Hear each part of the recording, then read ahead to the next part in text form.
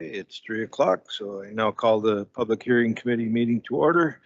I would ask that you ensure your phones are on silent mode, and for those attending virtually, please keep your camera on and mute yourself when not speaking. And of course, remember to unmute yourself when speaking. And please use the Microsoft Teams raise hand feature icon to be called upon and to remove it after you finish speaking. Are there any declarations of pecuniary interest? Seeing none. The agenda, public comments received in written format since the agenda publication on June 29th have been circulated to council in advance of today's meeting and will form part of the post-agenda package. I have a mover and a seconder to approve the agenda as amended to include item number 4.5, the presentation from Big Sky Partners, item 4.6, another presentation from Big Sky Partners Limited, item 4.7, presentation from Sky Dev, and public comments received from Holly Collins, Paul Halleck, and Julius Vi.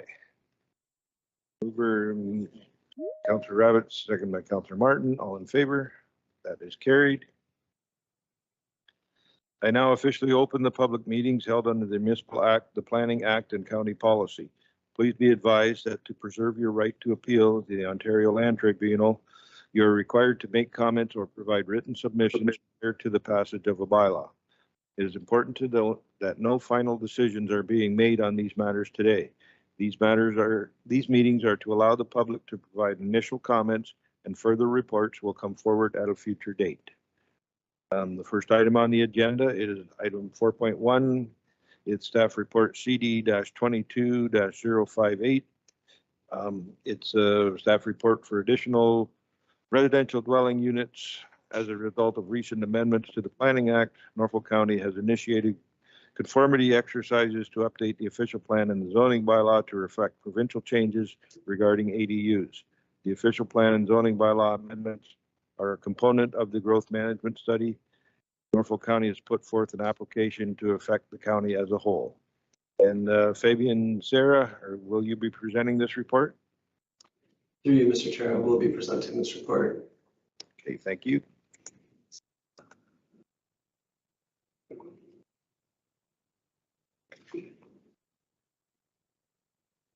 So thank you. Through you, Mr. Chair. The purpose of this report is to provide an overview of the public engagement feedback that's been received to date and to table proposed amendments to the county's land use planning documents to allow for the new approach to ADUs and to conform to provincial legislation. So in 2019, the province of Ontario implemented changes to the Planning Act through Bill 108. Bill 108 enables municipalities to revise existing ADU unit regulations to allow for an additional unit within the principal dwelling and an additional unit in a detached building for a total of 3 residential units on a property. So in total, this would allow the primary residential unit and an additional unit within the building, as shown in the photos, these 3 diagrams above, and an additional unit in a detached structure, as shown in the little images below. So in total, you can have the primary dwelling unit, an interior unit, and a detached unit, but it does not allow of 2 interior or 2 detached units. It has to be one of each style, 1 interior and 1 detached. For the official plan amendment that's being proposed, the staff have proposed to update policy to reflect the provincial changes in terms of the total amount of ADUs permitted per lot, and to allow both a garden suite and an interior ADU on the same lot. Where a detached ADU is located, a garden suite is not permitted. And for the zoning bylaw amendment, the proposed changes include revisions to accessory structure provisions, to redefine the term accessory residential dwelling units to be consistent with the provincial, with the Planning Act, of the definition of additional residential dwelling units, and to propose a new definition for interior dwelling units and a definition for detached residential dwelling units, as well as provisions for additional dwelling units in general, and then further dividing those into respective provisions for interior dwelling units and detached dwelling units.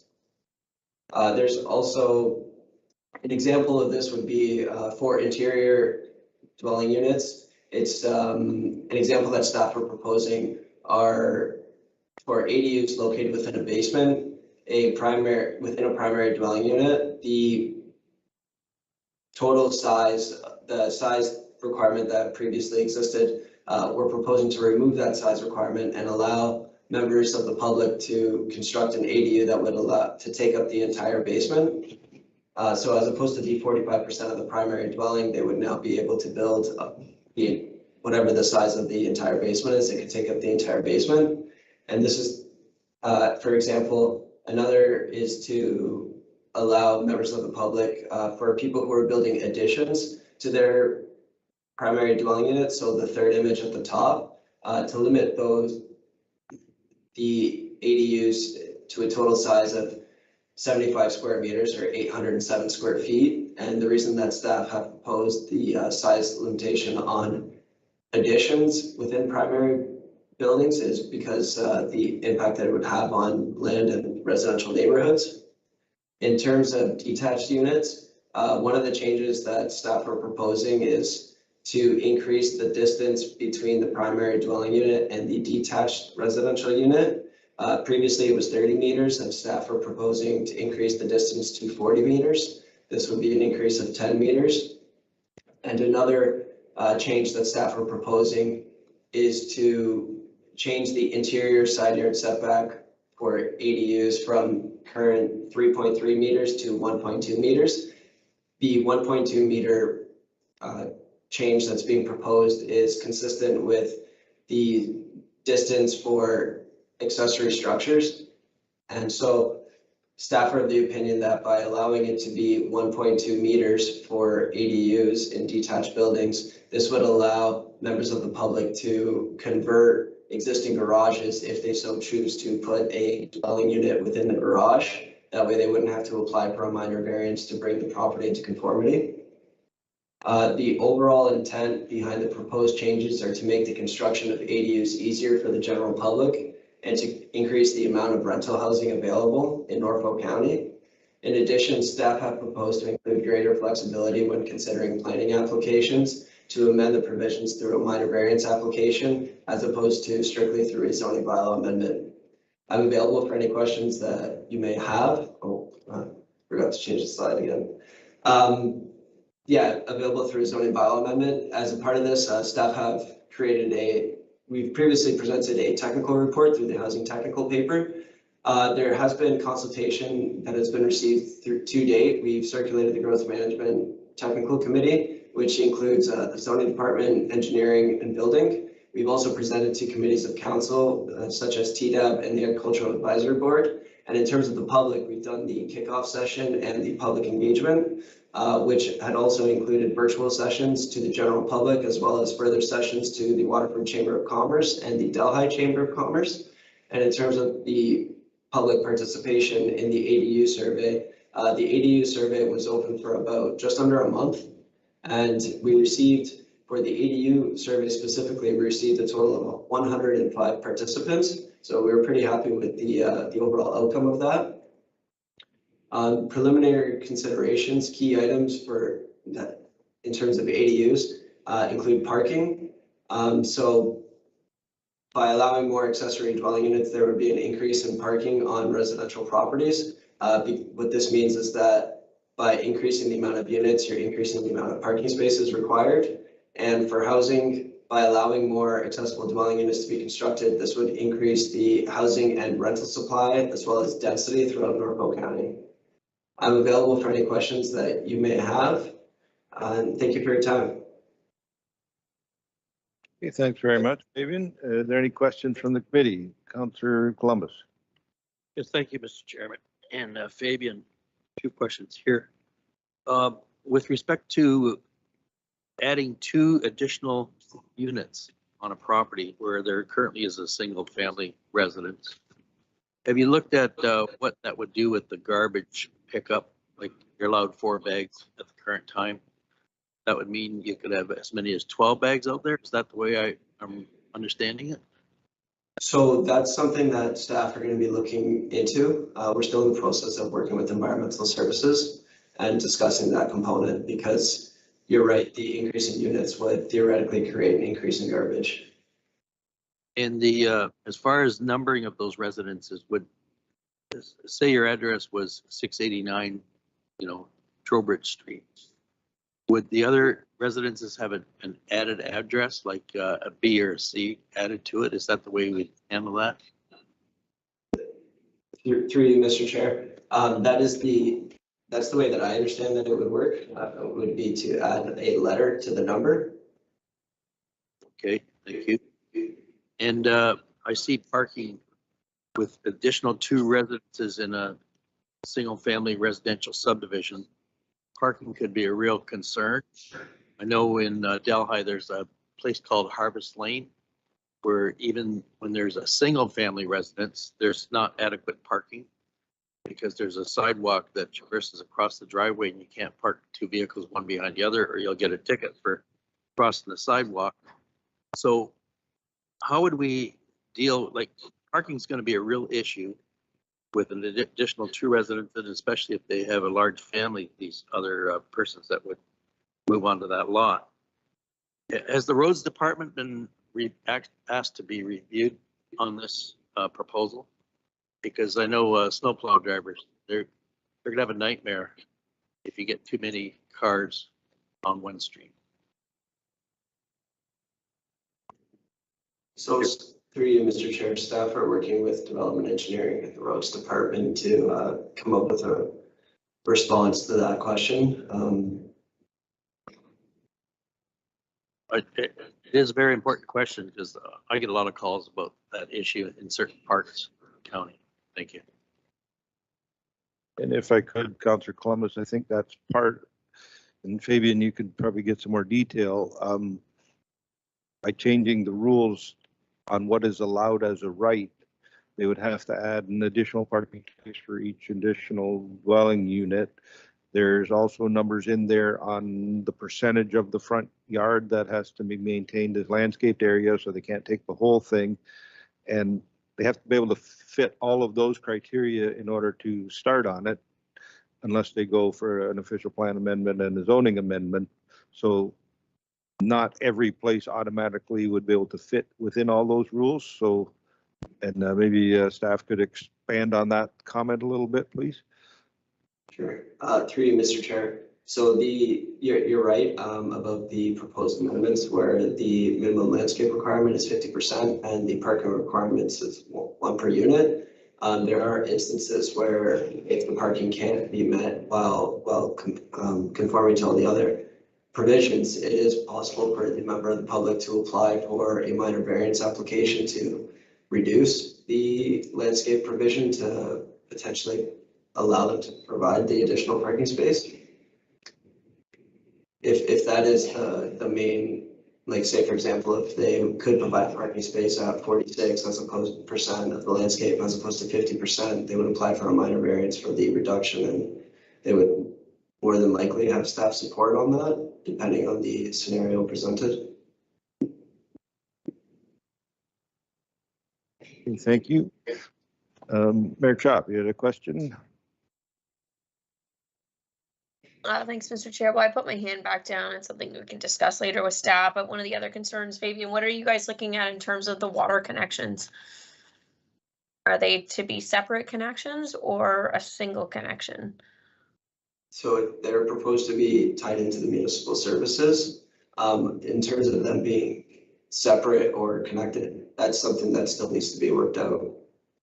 We had a bylaw, have a bylaw in Norfolk County that that required that there only be 1 connection per property. However, I think that when we look at doing something like this, ultimately we need to look at what benefits all ratepayers across, I would say across the county, but all of those that are ratepayers in water and wastewater. And so you need more users on a system in order to get that rate stabilization. So, I also think that it's something that we have to consider, that I think that most likely, to be fair to the other users, that if you're adding additional units like this, that it should be treated as separate units. But again, that's something for you guys to look into, because again, there's that flat fee that everyone pays. That's approximately, half of their water bill, water and wastewater bill. So the more users we have on the system, the more that we're bringing in on that user fee, the more that reduces everyone else's water and wastewater rates.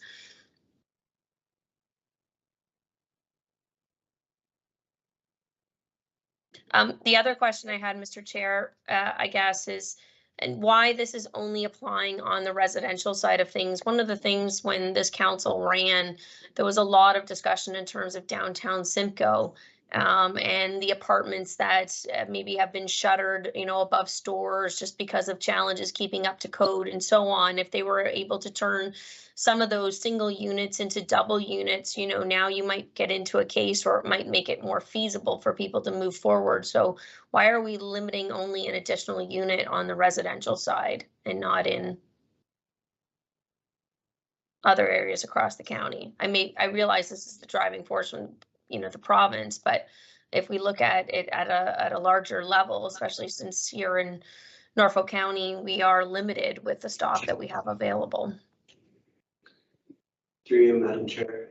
So the county, essentially, through the province, we're kind of being directed to look at residential neighborhoods, at least to start. I don't know if there's any proposals in the future to consider other housing forms, but currently it's mainly looking at increasing the housing supply while also looking at intensifying the urban neighborhoods. And more often than not, specifically in Norfolk County, most areas of the county within the urban boundary are consistent of single-family homes, semis, and towns. And so if we were to increase or provide units, like those units within apartment buildings have their own separate categories in terms of them being apartment buildings. It's pretty difficult to provide an additional dwelling unit within an apartment building per se, right? I don't mean an apartment building. I mean, that's, again, I understand that the direction from the province, what's motivating this is on the residential side, but just because that's the only thing that's motivating it doesn't mean that's the only thing that we can look at. So when I look at downtown Simcoe as an example, where we need more people downtown. So what can we do to encourage some of those business owners that have all these vacant apartments over their stores? How can we make it so that they might actually say, hey, it's worth going, and fixing these places up, getting them up to code and bringing people in if they can now have, 2 apartments as opposed to what would have been a single apartment over a store. Now you're making a business case for somebody to actually go and say, well, this could be worthwhile. We have all kinds of empty apartments downtown Simcoe, and so how do we go and make that more attractive to landlords? Through the chair, So- let me jump in there to help supplement Ian's answers. So for downtown Simcoe, we definitely need to work on a plan. Currently, the zoning allows for multiple residential. So those landowners could have multiple units within there.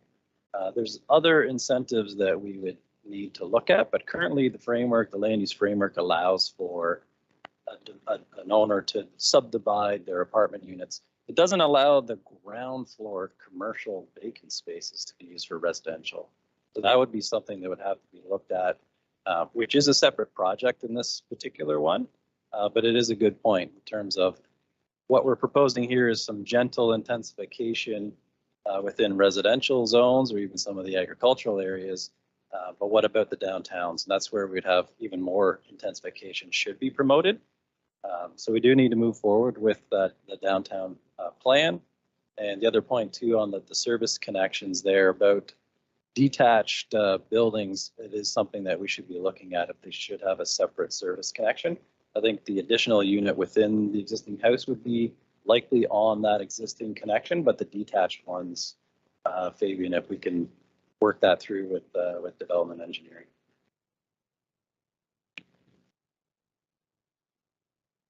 Again, Brandon, I just want to note that the policy in Norfolk County in the past was always that there could only be one connection because they didn't want to have to chase after two separate bills in case those accounts became defunct.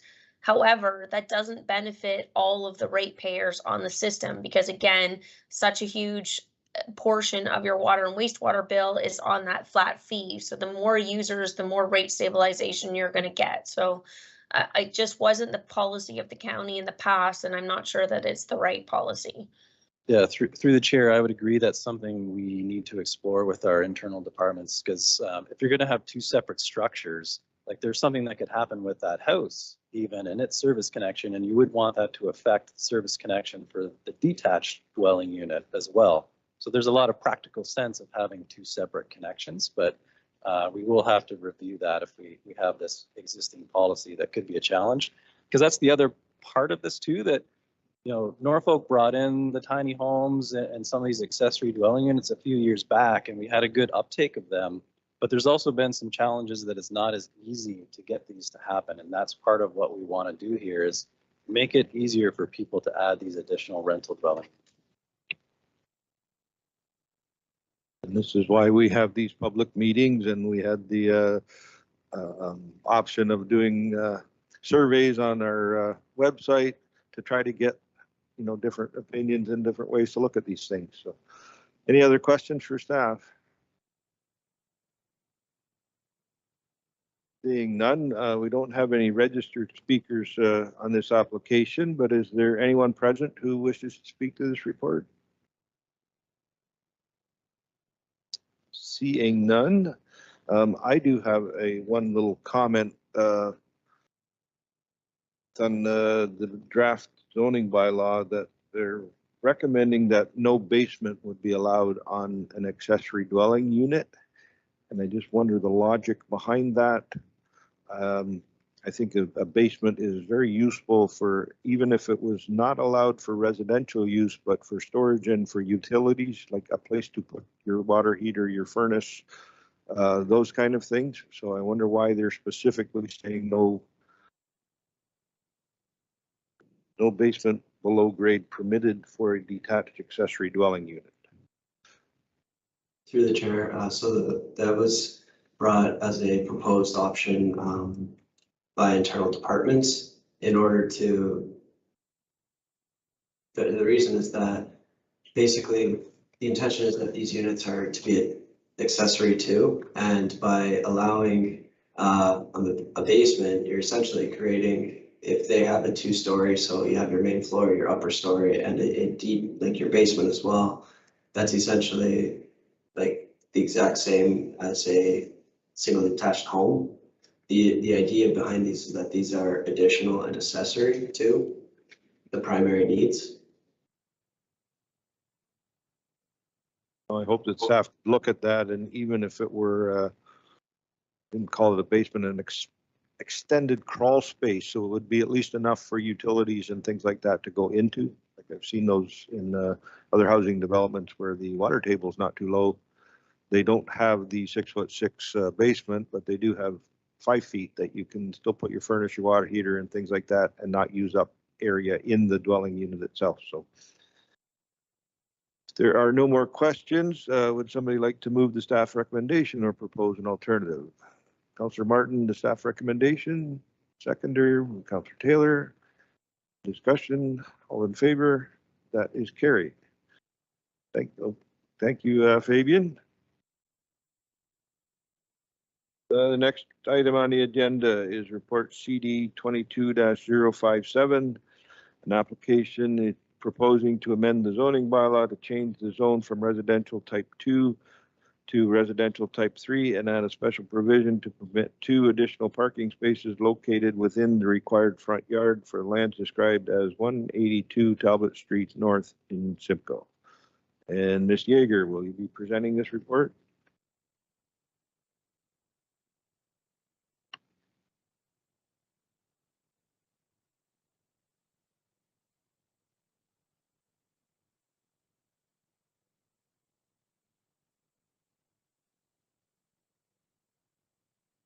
Are you still on mute, or are you still lining up the presentation?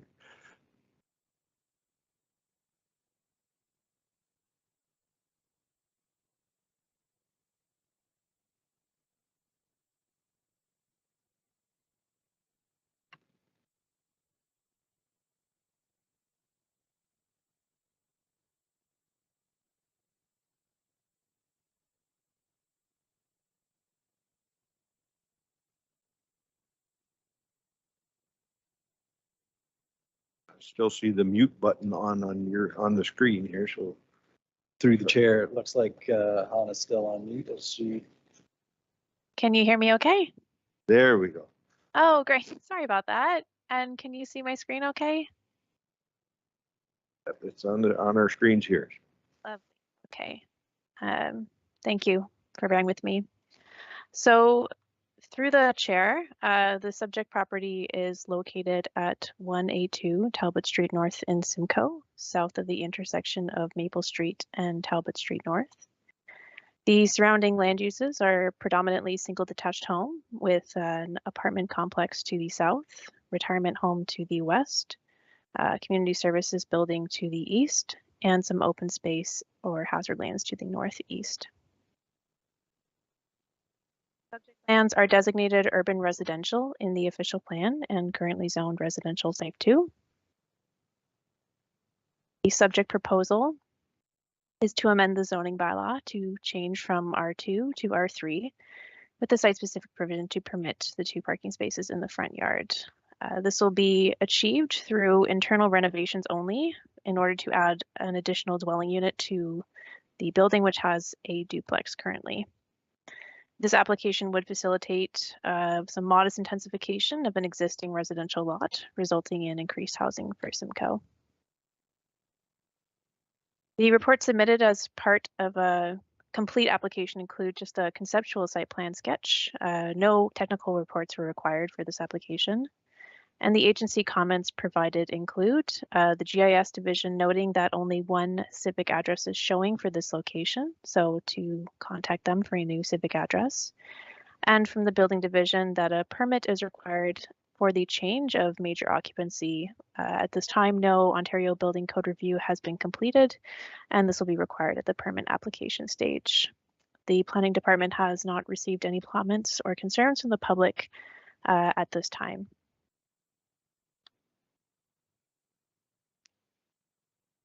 Next steps are that planning staff are currently preparing a recommendation report for council's consideration on July 19th and resolve any comments that we've received. I'm here for questions and thank you for your time. Okay, thank you very much. Are there any questions for staff? Councillor Martin? Thanks, Mr. Chair. Through you to planning staff, I just would like to take the opportunity to confirm the parking spaces. So you mentioned 2 additional parking spaces, but in the slideshow, it speaks about 3, just confirming that there are 6 spots in total, 2 per unit.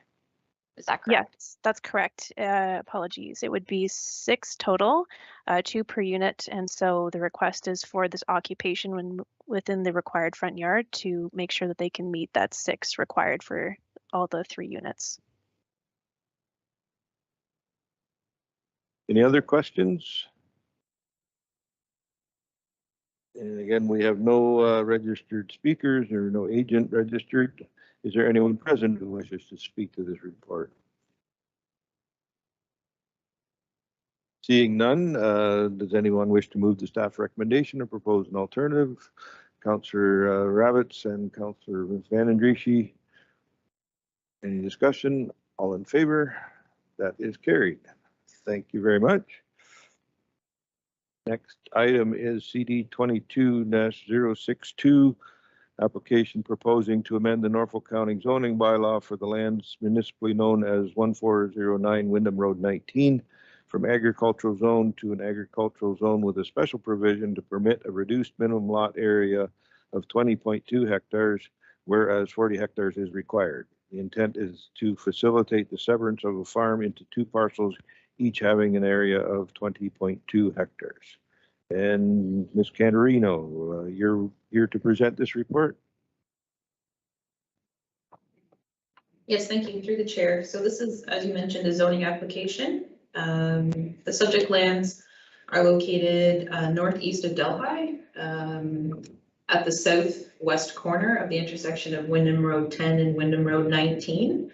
A small portion of the property does have a significant woodlot along the western property line. Surrounding land uses are primarily agricultural. So the lands are designated in the official plan as agricultural with a portion hazard lands and significant woodlot. Corresponding zoning is the same, so agricultural and hazard lands. So the applicants have submitted a zoning bylaw amendment to reduce the minimum lot area to permit a severance of the subject lands so that two farm parcels of 20 hectares or approximately 50 acres each could proceed. So the applicants have requested the zoning go from agricultural to agricultural with a special provision to recognize the reduced minimum lot area. So as part of the application, planning justification report was submitted and a business plan was submitted. The technical comments are still pending for the application. And since preparing the documents for this meeting, we have received one letter in opposition of the application from a local resident, a neighbor, Julius Vi. I do believe his letter was circulated to the committee before this meeting. So some key items from the letter are just that there are concerns about the size of a 50-acre farm parcel not being viable for the long term. He is concerned that smaller greenhouse properties are a bit of a, in his words, nuisance to the local area. He has some experience with one of the local greenhouses being used, and the lights and the lights were constantly on and didn't make for an enjoyable time for him and his family. There are some points in here about just the long term and the size of a viable farm, and he thinks that the 100-acre size is appropriate.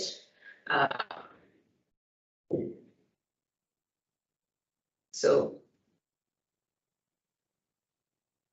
pretty much sums it up.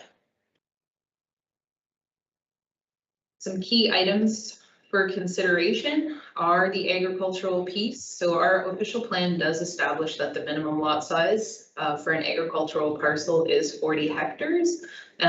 We do have criteria in our official plan. We do also look to future viability and flexibility, and I think the 100-acre farm has helped with that in Norfolk County. As part of our policies, the Agricultural Advisory Board will also be consulted before a recommendation report is prepared for council's consideration. As noted previously, one of the severances for a smaller parcel in this area was for a cannabis production facility. The original intent of the severance was for, it's my understanding, was for a vegetable greenhouse, which was converted for cannabis. So there will be an evaluation just to make sure that the cannabis buffers can be achieved, just to make sure that any residential dwelling is constructed meets the required buffers. So next steps and recommendations. So consideration of the public hearing input, issue resolution as per comments as required. A recommendation report will be prepared, and the staff recommendations are outlined on the screen, and I'm here for any questions if you have any. Okay, thank you, Jennifer. Any questions for staff? Councillor Columbus. Thank you, Mr. Chairman. A couple of questions here. The greenhouse in question that has the cannabis operation. I drove by there the other day, and I didn't think there was any cannabis growing in there for quite some time now. I see it for sale on the property. Have you looked into that of late? Through the chair, it's my understanding that the property is for sale and that the cannabis production facility is no longer in operation. But aside from just hearsay, I have no proof of what's happening in that structure. So it could be back into vegetables, I guess. Could be long term. The other question I had was Mr. Vi's concern. I guess it's about lighting. It's probably with respect to that marijuana grow up that was there, because you could see it all the way to Delhi, which is several kilometers away. How far away is Mr. Vi's property from the subject property where we're dividing this 100 acres into 2 blocks? Mr. Vi is actually, if you can see this through the chair, if you can see the slide I'm showing, oops. moving the wrong cursor, sorry. So Mr. Vice property is actually right here. So it's adjacent to the subject lands. Didn't realize it was that close. Thank you. Any other questions for staff? Being none, and again, we don't have any registered speakers and no agent present, or Mr. Rowe, would you like to, if you could please identify yourself for the clerks? There we go. Dave Rowe, the agent for the applicant. I was retained by the applicant. They have 100-acre parcel with two greenhouse operations. These greenhouse operations grow commercial flowers. The family involved in it have a history, a long-term history of horticulture and growing flowers. And what they told me is when they originally purchased the 100 acres, they were assured that if they'd be able to divide it in half into 50-acre parcels, because their intent was for their two sons each to have their own greenhouse operation. Now these greenhouses have been up now for probably 4 or 5 years, I guess. And both greenhouse operations are run separately, operated separately by the two sons. The irony of the whole thing is when we get into this whole thing of farm viability and the 100-acre magic or 40-hectare figure, if I were to come to committee with a 220-acre farm growing corn or soybeans, just go to committee of adjustment, it meets the 100 acres, and Bob's your uncle gets approved. No in-depth review. And we all know 100 acres of corn or 100 acres of beans or rye, that's not a viable farm operation. However, under prevention guidelines, life is good. You meet the 100 acres and away you go. What we were forced to do in this case, we prepared a justification plan. And if you look in it, I cataloged all of the various greenhouse operations in Norfolk County, correlated them to their size, and what you find almost all of those are on farm parcels less than 50 acres. Some are on 3, 4, 5 acre parcels. That's been the history of greenhouse operations in Norfolk, is that they have often been started or at least today on smaller acreages, and in many cases, in most cases, these are viable. Now, there is a greenhouse operation immediately north of this property for Nightingale Farms, former clients of mine, and we did obtain, I think it was in 2017, a severance for, I think, about 8 acres greenhouse that was growing organic vegetables at the time. There was much consternation and concern from the neighbors to that particular application because there was marijuana in the greenhouse, gray market marijuana, not the marijuana facilities that council endorses and council puts stringent controls on. These are the people that are growing it under a different set of rules, and probably the ones that have created over the last few years a lot of neighborhood problems. The property in question here, it's nothing to do with that. These people have a long history of growing commercial flowers. What they simply want to do is to take the 100 acres, split it into 50 acre or 20-hectare parcels. Each son would have his own business, his own operation, and be able to do expansions, whatever, as part of his own operation, not part of his brother's operation. As part of the exercise, we did a business plan. We hired Dr. Cummings from the University of Guelph. He has extensive experience, probably in Canada, near the top experts in agricultural economics, known for work not only in Canada, but also internationally. We had him prepare a business plan looking at the operation, and his determination is that they are viable farm operations and that they're being set up in such a manner as to be able to expand and become even larger than they are today.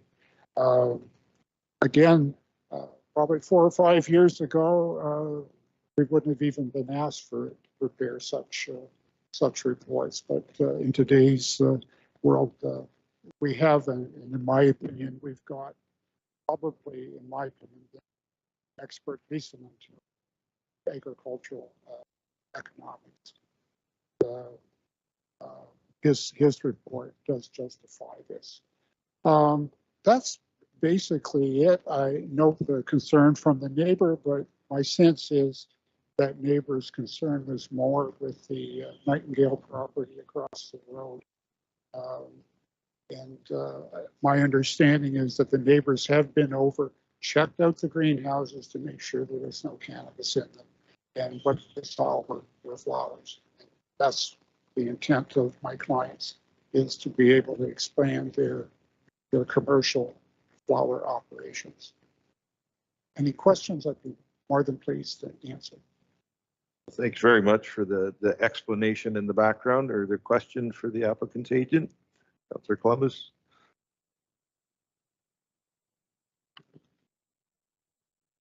Yes, thank you, Mr. Chair. Mr. Rowe, a question with respect to economic viability. How many employees are located at, you said you got a business plan, so I take it's in there. How many employees would each of the brothers have at the two operations? The one, they can answer the questions, but at this point, it's seasonal, but it's in the range of 5 or 6 for the one operation and 2 or 3 for the other. The bigger one is actually have plans to expand even further, so we would be looking at further employment. That's a good indication of viability. Thank you. Councillor Van Andries? Thank you, Mr. Chair, and through you. And I think this continues on with the viability. So their plan is to stay there. Their plan is to build these up, both these 50-acre parcels, in the greenhouse industry then. Yeah, so that is their intent. When they bought the farm, their intention was to establish 2 separate commercial greenhouse operations to grow flowers. Yeah. And to stay there and expand. So there's no for sale sign on? There's no for sale okay. signs on these. All right, thank you. I just want to clarify that. Very good, thank you. Any other questions? Thanks very much, Mr. Rowe.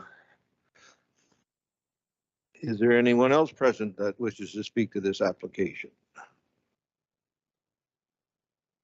Seeing none, is there any member of the committee willing to move the staff recommendation or propose an alternative? Councillor Columbus, seconded by Councillor Taylor. Any discussion? All in favor? That is carried. Thank you very much.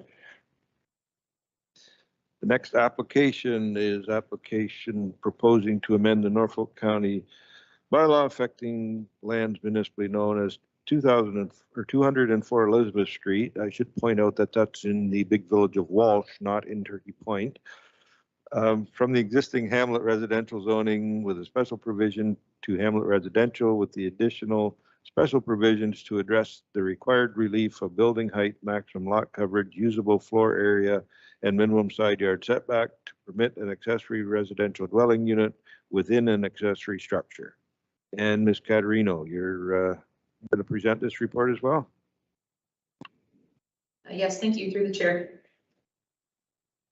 So as you mentioned, this is a zoning application to help facilitate the development of an accessory residential dwelling unit in the hamlet of Walsh, and I do apologize for the error in the report. It does say Turkey Point. I'm wondering if I was referring to Turkey Point Road. So apologize about that. It is in the hamlet of Walsh. So the subject lands are located at the southeast corner of the intersection of Turkey Point Road and Elizabeth Street in the hamlet of Walsh.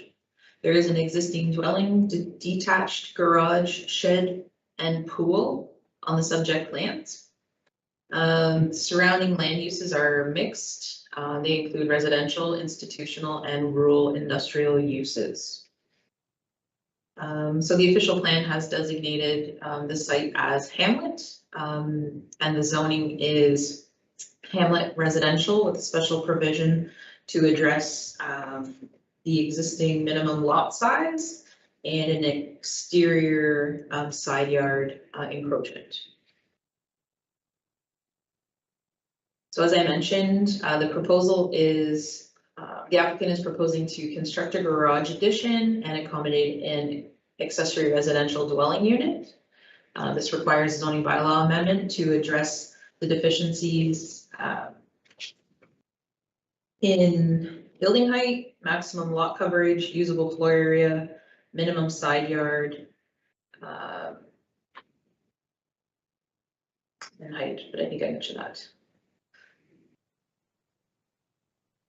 So as part of the review, planning justification report was submitted, a septic evaluation, a site plan was provided, and floor plans of the potential accessory residential dwelling unit. Technical comments are still pending on the application. No comments have been received from the public.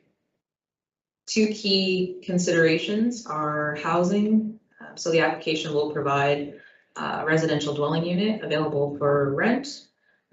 And the adjacent sites are zoned industrial.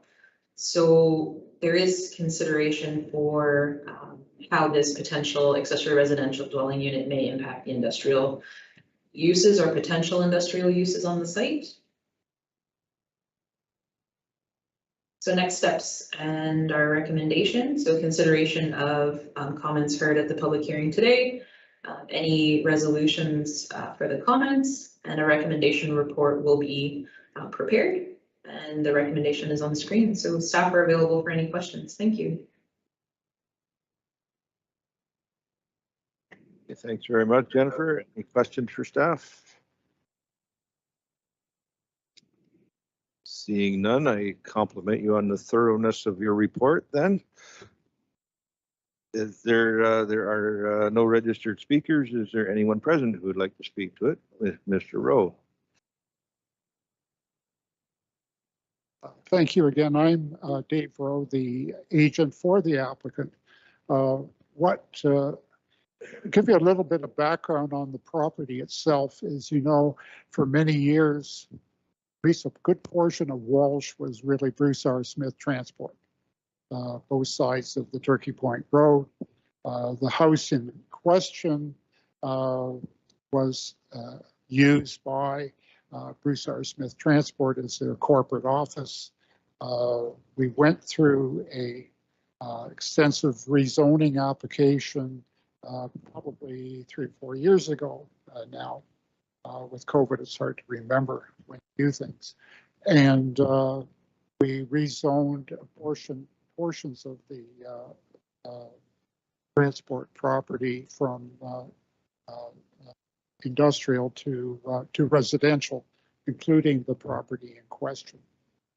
It does contain a 2.5-story brick home, beautiful home, and it had an existing garage and a smaller outbuilding.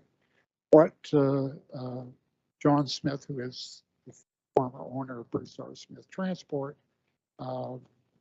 would like to do is in the garage portion, put an addition on, and it falls under the category of being an additional residential unit. In reality, what it will be for them will be a overnight guest accommodation.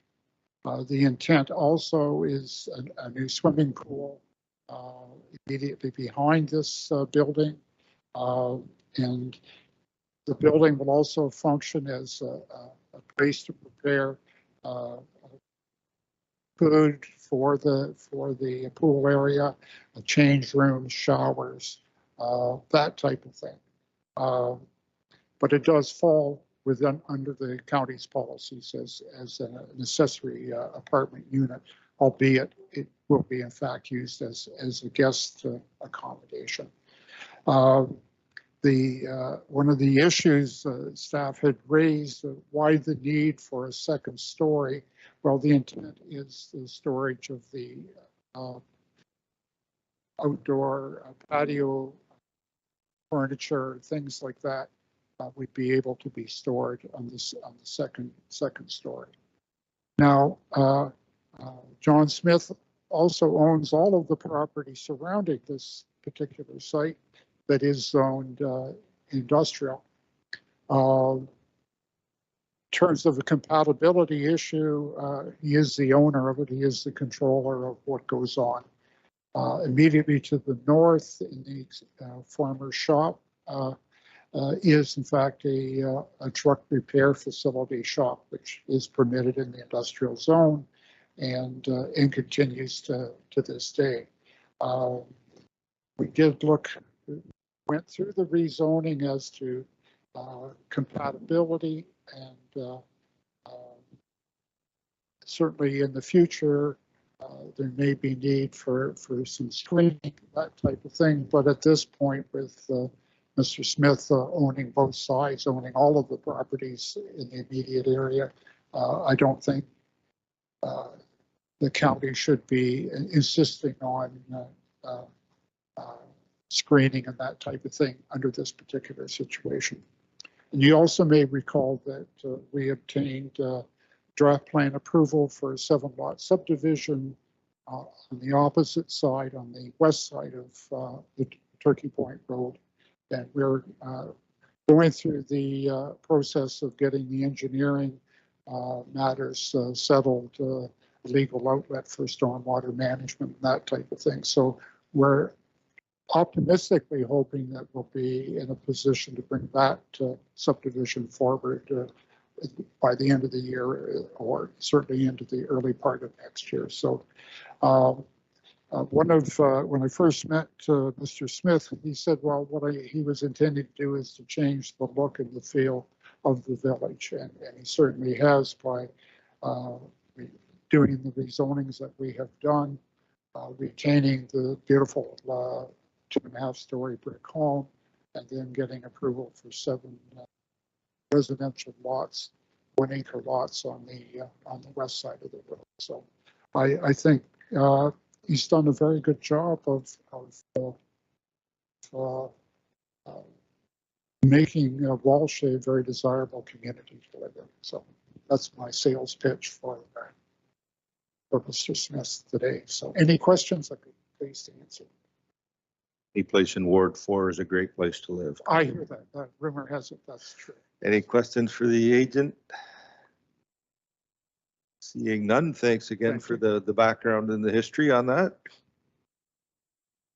Is there anyone else present that would like to make comment? Seeing none, someone would Mayor Chop and Councilor Michelle like to move or second, just so we get your name on? I keep forgetting to look on the screen. So it's moved by Councilor Michelle, seconded by Mayor Chop, the staff recommendation. Any discussion? All in favor? That is carried. Thank you. Next application, CD 22065. It's an application that proposes to change the zoning of subject lands from urban residential type 1 zone to an urban residential type 2 with a holding to urban residential type 4 zone with an open space zone. and an open space zone to permit the development of an 85 two-story townhouse units. The red line revision of the approved draft plan of subdivision is also associated with this application. And Mohammed, you're here to present this report? Good afternoon, Mr. Chair. Yes, I'm going to present that. So, Mr. Chair, this zoning bylaw amendment application is to allow a two-story townhouse development with a total of 85 units. The subject land is phase 2 of the existing approved subdivision, which is known as Dream Village subdivision. The proposed application will change the original 42 single detached lots to 85 townhouse units. The subject lands are located at the southern end of Simcoe urban area. The 2.91 hectare subject lands are at the south side of phase 1 and have access through this already registered subdivision. There are agricultural lands at the east and south of this property, and there are low density developments and few commercial uses at the west side. So, Mr. Chair, the subject lands are currently designated as urban residential with some overlay of significant woodland areas. It is currently zoned as urban residential type 2, A and B, and this zone permits single detached dwelling at this moment. The zoning bylaw amendment application will allow to build townhouse developments. As I mentioned in my previous slides, the new proposal is allowing 85 townhouse unit in 15 blocks. The resultant density would be 29 unit per hectare. 2 residential parking spaces are proposed for every unit as per zoning requirement. The proposal includes a 0.69 hectare amenity space, which would be conveyed to the county during the registration period. The proposal will require a red line revision of the proposed subdivision, which is under process right now. We have received various technical reports, including a planning justification report, a functional servicing report, a geotechnical report, and a traffic impact study. We're still reviewing the technical comments from staff and agencies. No public comments has been received so far. A few facts and figures on this application. The cash in lieu of parkland is already paid in full for this subdivision, and the addition of proposed 0.619 hectare parking area is excluded from that. In addition to the residential parking, staff is reviewing on the street parking to ensure sufficient parking is available for visitors. No physical improvement is proposed to accommodate the projected traffic for this development. The access and servicing of phase 2 development will connect it through phase 1. The townhouse blocks will be 2-story. The maximum allowable height is 11 meters. And allocation of water and sanitary services will not be confirmed or committed until a capacity is available and the development agreement is processed. There is a tree removal permit has been received and posted on site, and this process has been completed. Our next step is to receive all technical comments, review by staff, and prepare a recommendation report. Staff recommends that this report, CD 2265, is received for information, and any comments received as part of the meeting be considered in future recommendation report. I'll be happy to answer any questions. Thank you. Okay, thank you, Mohammed. Is there any questions for staff on this one? Councilor Martin. Thanks, Mr. Chair. Through you to Mohammed. Mohammed, are there any additional plans to create access from the other end of the development, or was there consideration, and I'm sure there was, and therefore what is the reason for putting the density at the back? I'm just thinking about it from a traffic perspective. You've got single dwelling units on one end, and then you have proposed townhouses, 85 units or so on the back end. So you're going to have considerably more traffic traveling through the single dwelling units to get towards the back end. So my questions are access, road access from the back end, and or changing the way the development is laid out. Through Mr. Chair to Councillor, the development initially proposed as a single development where all the road layout was integrated together. The changes happened, but the road layout remains pretty similar. That means it is already integrated with the previous phase one. It might be a good idea to connect with future development at the south, which I don't believe has been considered. But this is a good point. I think the developer will consider also.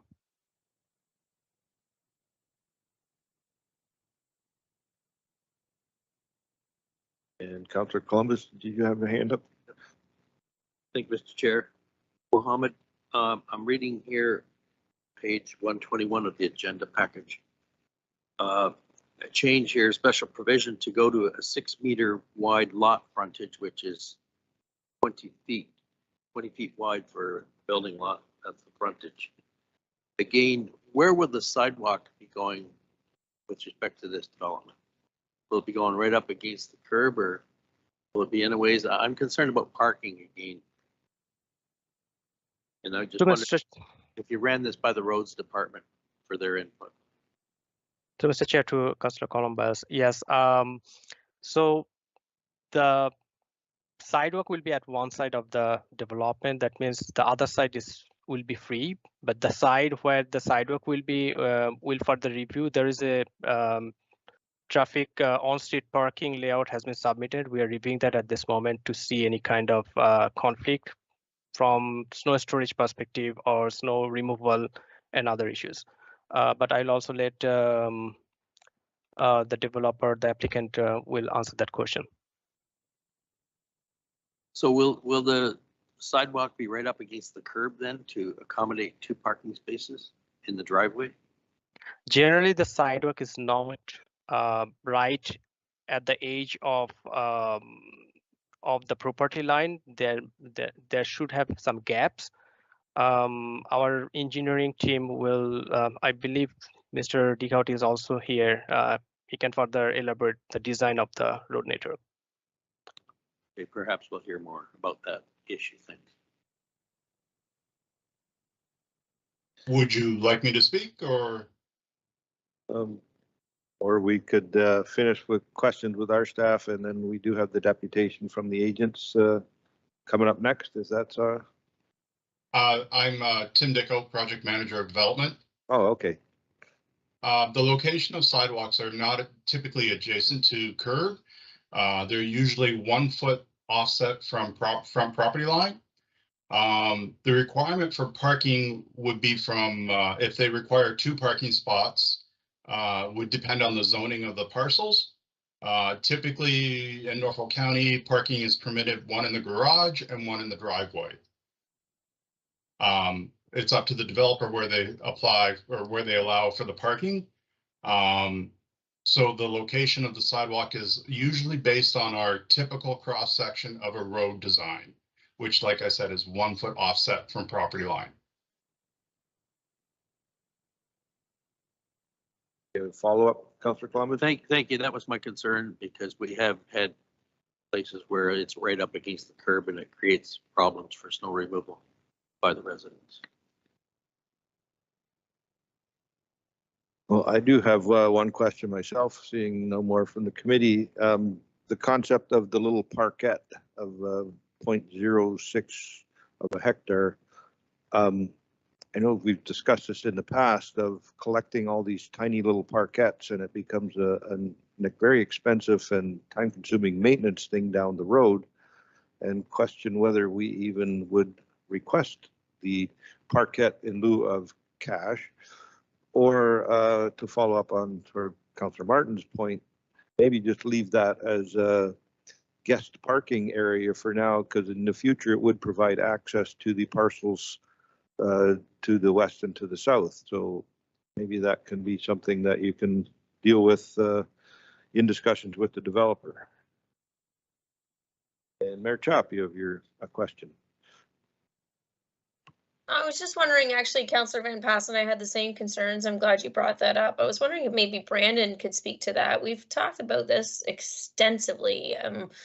we've taken an initiative as council to actually go and reduce the number of land holdings that we have because we can't maintain what we have. So I'm curious as to why this would even be forming part of the application. Sure, through the chair. The applications that are coming in, we're doing our best to move them forward to the public hearing committee as soon as possible. So there is still some review that is being undertaken. So when this application moves forward, this is also some of the first time that folks such as myself are seeing it and reviewing it. I would agree that some of these topics that are being raised, so when you have a development with street townhouses across from street townhouses, on-street parking is a challenge. What's proposed is some reduced frontages in addition to the lot width. So we do need to look at the on-street parking and work with the developer on those considerations, along with definitely the park consideration. I think Mohammed outlined that through the subdivision, we've already taken the cash into a parkland. So we don't necessarily need additional parkland. We could work with our staff folks and the developer to see whether or not this is a needed piece. Typically, if we're going to have a park, we would want to have something more central to a larger neighborhood that would serve a larger area. Sometimes there's helpful to have parkette, but if there's not going to connect to anywhere else, I would say that's definitely a topic we have set up with the developer to do a follow-up meeting after today. So if I can carry on, then maybe I will direct this question over to our CAO. I guess, you know, I'm looking for comments like that to be in the initial report. You know, I don't understand how this is even, I suppose, a consideration. Again, how do we tell somebody when we're looking at some of these other little parcels of you know, potentially selling parcels in the future and moving them along and saying, because it was a developer that created that parcel at some point in the past, and saying, well, we're going to get rid of your parcel, but we're going to create new parcels elsewhere. You know, a developer is going to want it because it's going to make their development more attractive, I'm sure, or it's a particular piece of land that, as we saw in Waterford, may have archaeological significance on it or so on, and so they can't build a house, and so it's an easy way to be able to move that land off the books and over to the county who's going to maintain it. But I think that's been a clear driver of this council, is that we are not looking to amass any additional little parcels of parkland, and we wanted to put a focus on maintaining those pieces that we have and restoring some of the gems of Norfolk County, like Wellington Park, like others that have perhaps been, you know, left unattended over the years. But we can't, you know, we don't have the ability to increase that stock because we can't even maintain the stock that we have.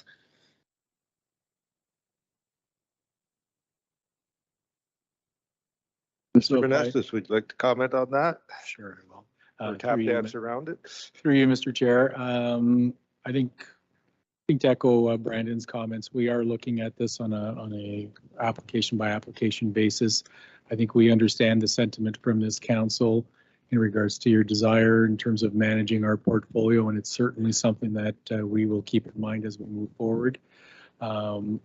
And I'm, as I said, I think we review this on a case-by-case basis and see what makes the most sense depending on what's being proposed. And you know, this is an initial meeting that we're having. We're seeing the submission come in, and we will have more to this when this comes back for this council to consider in terms of what the final plan will look like. Satisfied, Mayor Chop? Well, I'm not really. I'm thinking we need to start looking more at a policy because this isn't the first one that we've had since. And again, I struggle rationalizing selling pieces of land while we bring on additional. And again, a developer, you know, of course, is going to want to do these things for various reasons. And, you know, if I were in their shoes, I would do that too. But, you know, we're on the other side of the table here that we're trying to, you know, manage a situation and you know, make Norfolk better overall. And this, I don't think, forms part of that strategy. Okay, I'm sure staff have taken that under advisement. I get the thumbs up from Mr. Sloan. Councillor Taylor. It was actually just a comment to expand a bit on the park, so I think that's been covered pretty well. I'll skip that comment. Okay, any questions, any other questions for staff? Mayor Chop? I could just add one more. I guess, there are options certainly of having parkland within developments that if a developer wants to do that, but there needs to be an ability then for them, whether that's through condo fees or however else to go and those are independently maintained. See more head nodding from staff, so I think they'll be thinking of new ways to develop a nice amenities for every new development that we have, so. If there's no more questions for staff, we do have speakers registered on this application. We got Katie Paday and Mark Kavkovich. See how close I got on the pronunciation of either one of those. And they have a slide deck, I think, that we've been provided with. So I don't know if they will be pulling that up and sharing a screen or whether we will be doing that from our end. But I allow the deputation to take on. I'll remind you, you have 5 minutes. Great. Thank you very much, Mr. Chair, and welcome, Council. I apologize that I'm not there in person. I was actually under the impression that it was still closed down for COVID. I would have loved to see you all live in person. My name is Mark Pavkovic. I'm the Vice President of Development for Calibrex Developments, and this is our first of two items on the agenda today. We have another one coming up for the hub lands that we own at Decoux Road in Ireland. And thank you, Council, for all your questions to staff throughout that. As I go through my presentation, I'm going to try to answer as many questions or elaborate on them as well as I can to your satisfaction. So if we can flip to the next slide, please. We'll go through a site description, talk about the history of the site. Obviously, as you know, it's been there for quite some time, and that'll go to Councillor Martin's question about the road pattern, et cetera, and why the density is being loaded on the back. We'll then discuss surrounding land issues, existing planning policy, supporting materials, and give it a little description of the proposed development. And I can take you through the right-of-way widths, explain the sidewalk situation. We're doing it the county cross-section standard requirements, so I can pull that up as well if I can get a share screen capability. Great, so 18 Decoux Road, subject lands located right on the south side of Decoux, just east of Norfolk Street. The subject lands are approximately 2.1 or 2.91 hectares in size, and they're primarily vacant. This is the remnant land from phase 1 and 2, or phase 1, we'll call it phase 2 of the original development. We're calling it our phase 1B. And this land was originally draft approved for 93 singles. At that time, only 51 of the units had allocation. So if we flip to the next slide, you'll see a dividing line of where the phase 1 limits were and where the phase 2 limits are. So the phase 1 was actually all completely fully serviced when we purchased it with sewer water main installed. So it wouldn't have made practical sense to rip out all those services and load the density at the front. We just kept it in place, 51 single family detached lots, and then are proposing to redline the plan on the back half while we keep the road pattern as consistent as possible to what was originally approved. So if you can see that kind of layout, the area outlined in red is where we will be proposing these 85 townhouses. Next slide, please. So in terms of surrounding lands, obviously to the north of this subject property is phase 1 of our development that is draft approved and already registered. We're actively pursuing construction there, and this development is completely sold out as well. To the east of the land is agricultural lands and a single attached dwelling. To the south are wooded areas and agricultural lands. And to the west are low density residential area and a few commercial uses. So in terms of the land to the south, that's actually not within the urban boundary of Norfolk at this time, and would have to be brought into the urban boundary if it were to develop. So that's why we weren't proposing any road connections at that time, because it wasn't really practical to wait for something that may not happen.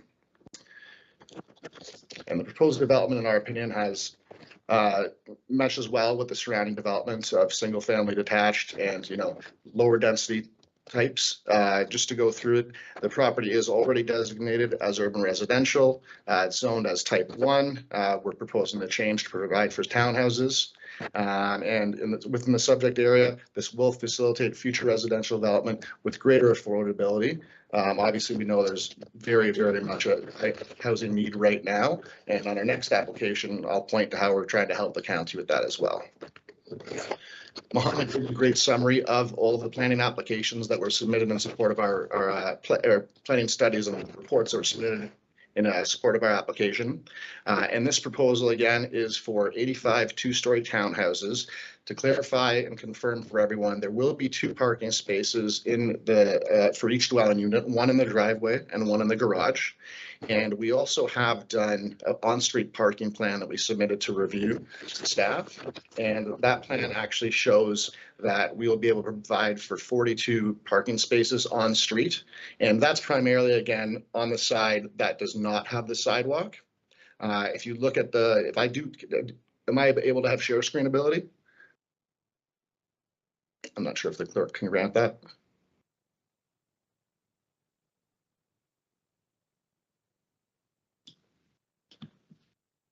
I can just, thank you very much. So this is our on-street parking layout.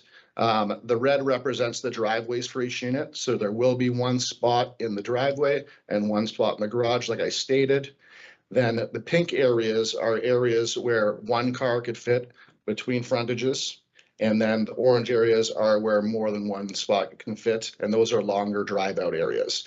And if I zoom in on the road pattern, this is per the County of Norfolk's standard typical cross section. And they're right-of-ways, 20-meter wide right-of-ways. And to answer the other councilor's question, there is a landscape buffer where there is a sidewalk between the curb and the sidewalk, and then the front of the lot. Great, and I can just finish off the presentation on my end here. And as you know, obviously access is provided through phase 1 to Duku. And that wraps up my application. I'd be happy to answer any questions that council may have. Thank you very much. Well, you did very well to put that all in 5 minutes and answered a few of the outstanding questions. So Sorry, thank you for being punctual. Any questions to the agents? Councillor Martin. Thanks, Mr. Chair. Through you to Mark. Mark, I'm just wondering what, you said phase 1 is sold out, what those homeowners were expecting would be in phase 2 at the time that they purchased. Thank you. Through you, Mr. Chair, to Councillor Martin. We did advise that was going to be future residential there and that it was proposed for townhouse uses. Okay, thank you. Mr. Chair, I just have one question for staff regarding growth. I can go back and remember when we dealt with that application, I think the first year, and it was this council asking if they could get more density development in the second half when we approved the front half. So a question for staff? Through you, Mr. Chair, to Brandon. I'm wondering if you can elaborate on, just fill me in a little bit. There's one development we regularly talk about in Waterford and talk about the width of the road not being wide enough because there's a considerable amount of on-street parking. Would that be similar in size to the 20 meters listed here? Is that something we can give extra consideration to now, or is this surpassing that? Through the chair, I would suggest that one of the other examples in Waterford was looking at a reduced right-of-way, so less than 20 meters. And so as the applicant indicated with this one, they're looking at maintaining the county minimum of the 20 meters, which typically is wide enough for that 2 ways of traffic and get the on-street parking along with the sidewalk and some landscape buffer. The key with this one is that we wanted to see this on-street parking plan ahead of time before setting the revised lotting framework and the zoning. That's kind of the key piece here. And so that's what the applicants have provided. Providing the cross-section helps so that the 20 meters is sufficiently minimum for that. We do have our development engineering staff on here as well. They're part of that review.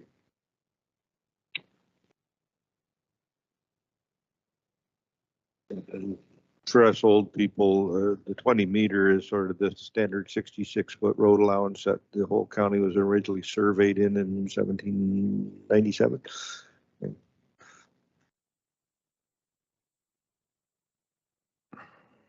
Any other questions for the deputation? Mayor Chop, did you have a question? Okay, seeing none, any other members of the public who would wish to speak to this application? Seeing none, would member of the committee like to move the staff recommendation? Councillor Rabbits, Secretary Van Andrieschie, all those in favor? That is carried. Thank you very much to the applicant and the agent. We will move on to the next application, CD 22-066. An application is proposing to approve a draft plan of subdivision for 251 residential lots in the form of single detached townhouse and one mixed-use block of a future apartment building for the land described as 682 Ireland Road. The zoning bylaw amendment application is also associated with this application to change the zoning from general industrial with a holding provision to urban residential type 1, urban residential type 4, and urban residential type 6. And Mohammed, you have this application as well? Yes, Mr. Chair, thank you.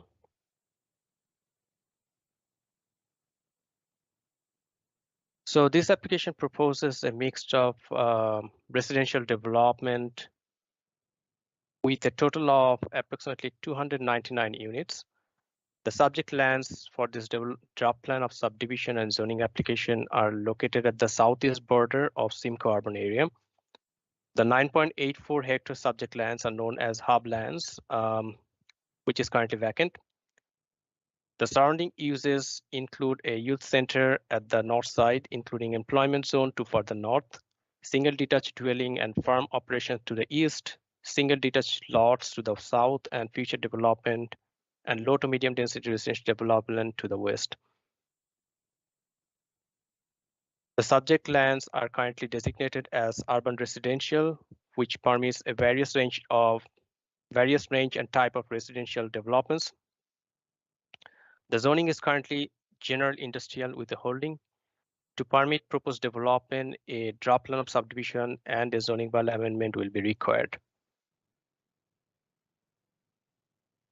So, Mr. Chair, the proposed development incorporated 62 single detached units, 160 street townhouse units, 48 dual frontage townhouse dwellings, and approximately 48 rental units.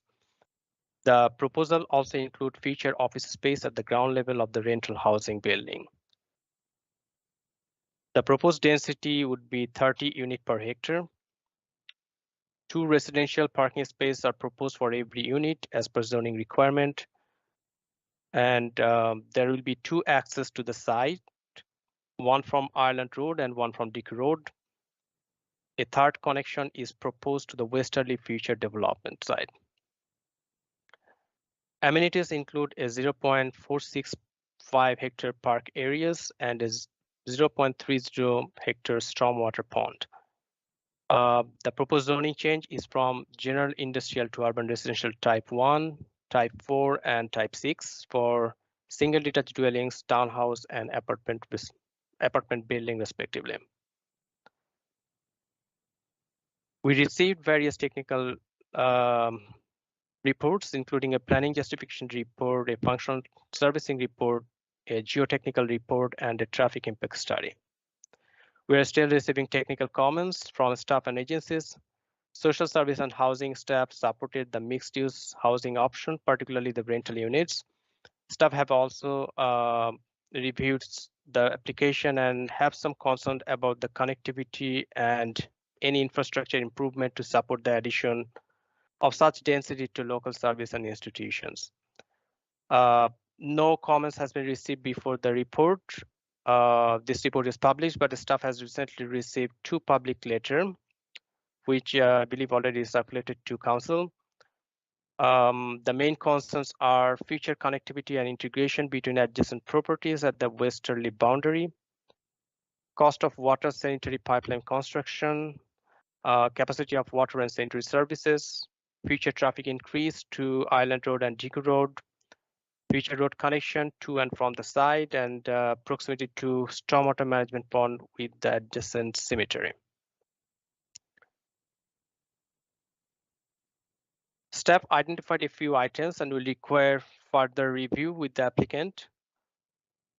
Staff will work with the applicant to identify the cash in lieu of parkland education. And as we already discussed with the previous application, the proposed park will also review to explore some alternatives like maintenance through the rental development complex or any other solutions. Staff will further review the subdivision design to ensure enough visitor parking is provided. For this case, also an on-street parking plan has been provided, and the detail will be further reviewed. No physical improvement is recommended by the traffic study, but this will be reviewed by development engineering and will suggest if any changes are required. We do know that there may have some future road widening along Island Road, and that has been incorporated in the draft plan. The proposal included 48 rental housing units, which will contribute to growing need of the affordable housing. Social services and housing is working with the applicant, and a future site plan application will provide some further details of the proposed housing blocks. Again, allocation of water and sanitary services will not be confirmed or committed until the capacity is available and the development agreement is processed. The entire ground floor of apartment building will be dedicated for office space, and which will contribute to new jobs in Simcoe.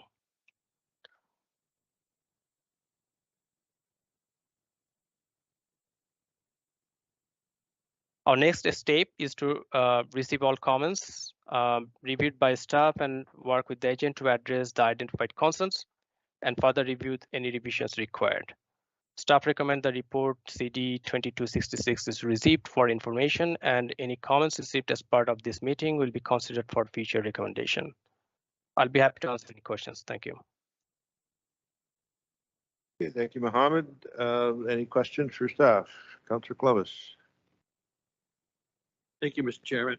I've got two questions, and the first one is, this land, the 24 acres, is zone general industrial, according to the report.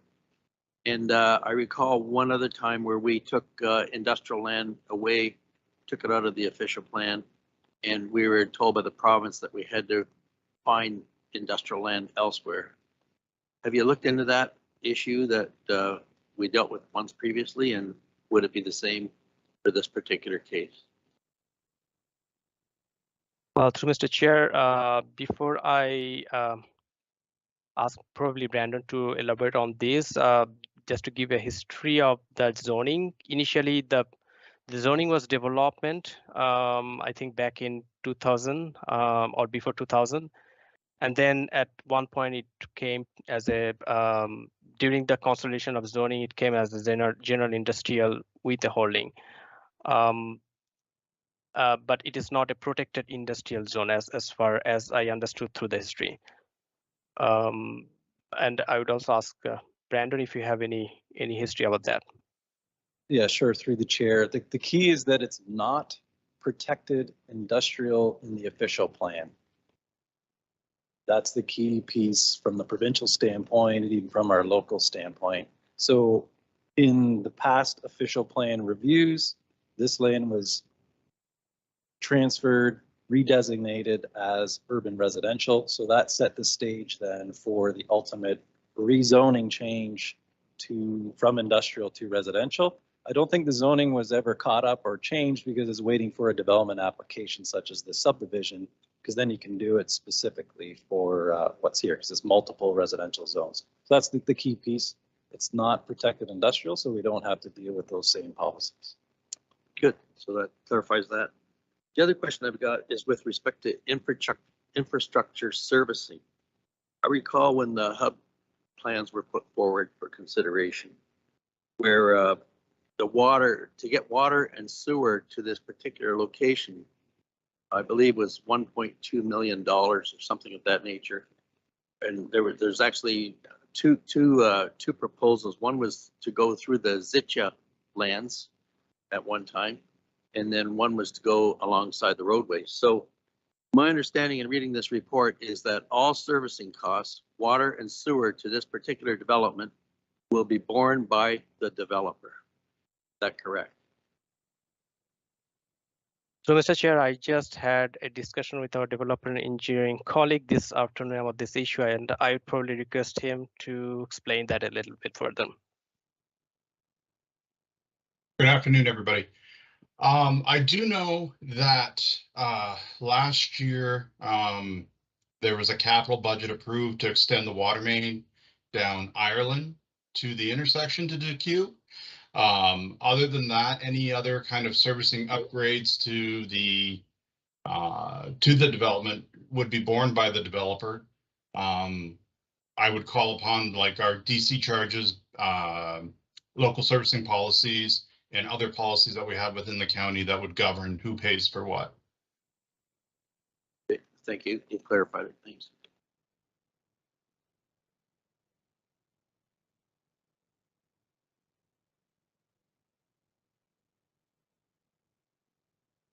Any more questions for staff? Councilor Rabbit? Thank you. Through you. I do definitely have some questions regarding the Haldeman Norfolk Housing Corporation. I was wondering if I should be reserving those questions or comments till after the agent has presented, or if our staff had any, getting a nod of the head just to hold my horses and wait. So we'll, or maybe we afford perhaps see Matt Bowen is with us this as long afternoon. As you can find a way to make them somehow related to this application. Well, might as well ask them now. You know, the details contained within the agent's presentation, not necessarily within the staff report here. So, with council's indulgence, Matt, would you mind approaching us here at the podium? And did you have any comments, or were you just here as an observer today?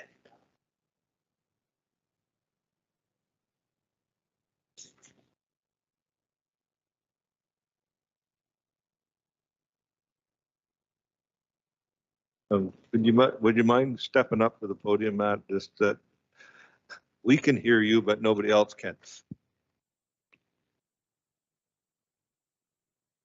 Hi, everybody. Through you, Mr. Chairman. My name is Matt Bowen, and I'm the CEO of the Haldeman Norfolk Housing Corporation. And sorry, Mark, I was not here to steal any part of the show. Just here to support the group that's been doing the fantastic work on the hub land. So. As I mentioned from my seat over there, really, Mark and his team have been working really close with our team at HNHC to develop the best plan possible here and add those additional 48 units of affordable housing. So I really am here just to support him and his team and the great work that everybody's been doing. Thank you, Matt. Appreciate that. Can we move on to the deputation from the applicant and their agent? And you could always ask questions of anyone after that. Is that so? We'll pass it on to Katie and Mark again for their second presentation. So, and I'll remind you again about the 5 minutes. You did a heck of a job last time. That's great. Thank you very much, Mr. Chair and Council. Thank you for having me back on such short notice in such a short period of time. I'm going to be doing that presentation, and if I can just have a screen share, because then I can actually pull up the parking plan, same like last time.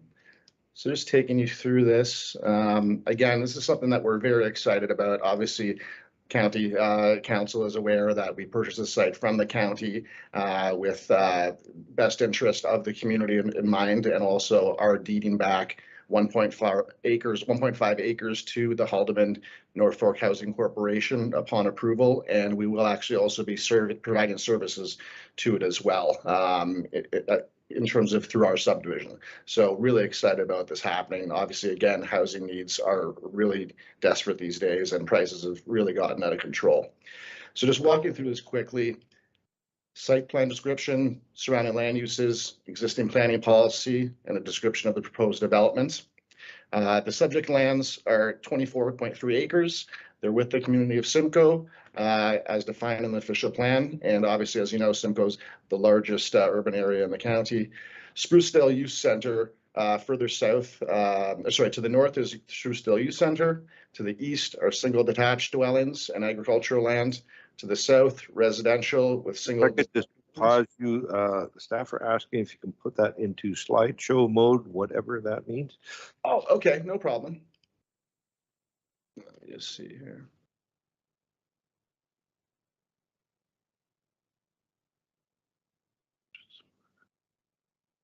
What do you want? I'll just do it like this. I think they just want it a little bit bigger. Is that better, everyone? Yeah, that's almost big enough that I can see it. So. Okay, great, great. And to the west are vacant lands with future residential uses. That is the Zatia subdivision that did receive approval in principle for the latter stages and developed out for the first couple phases around the stormwater management ponds.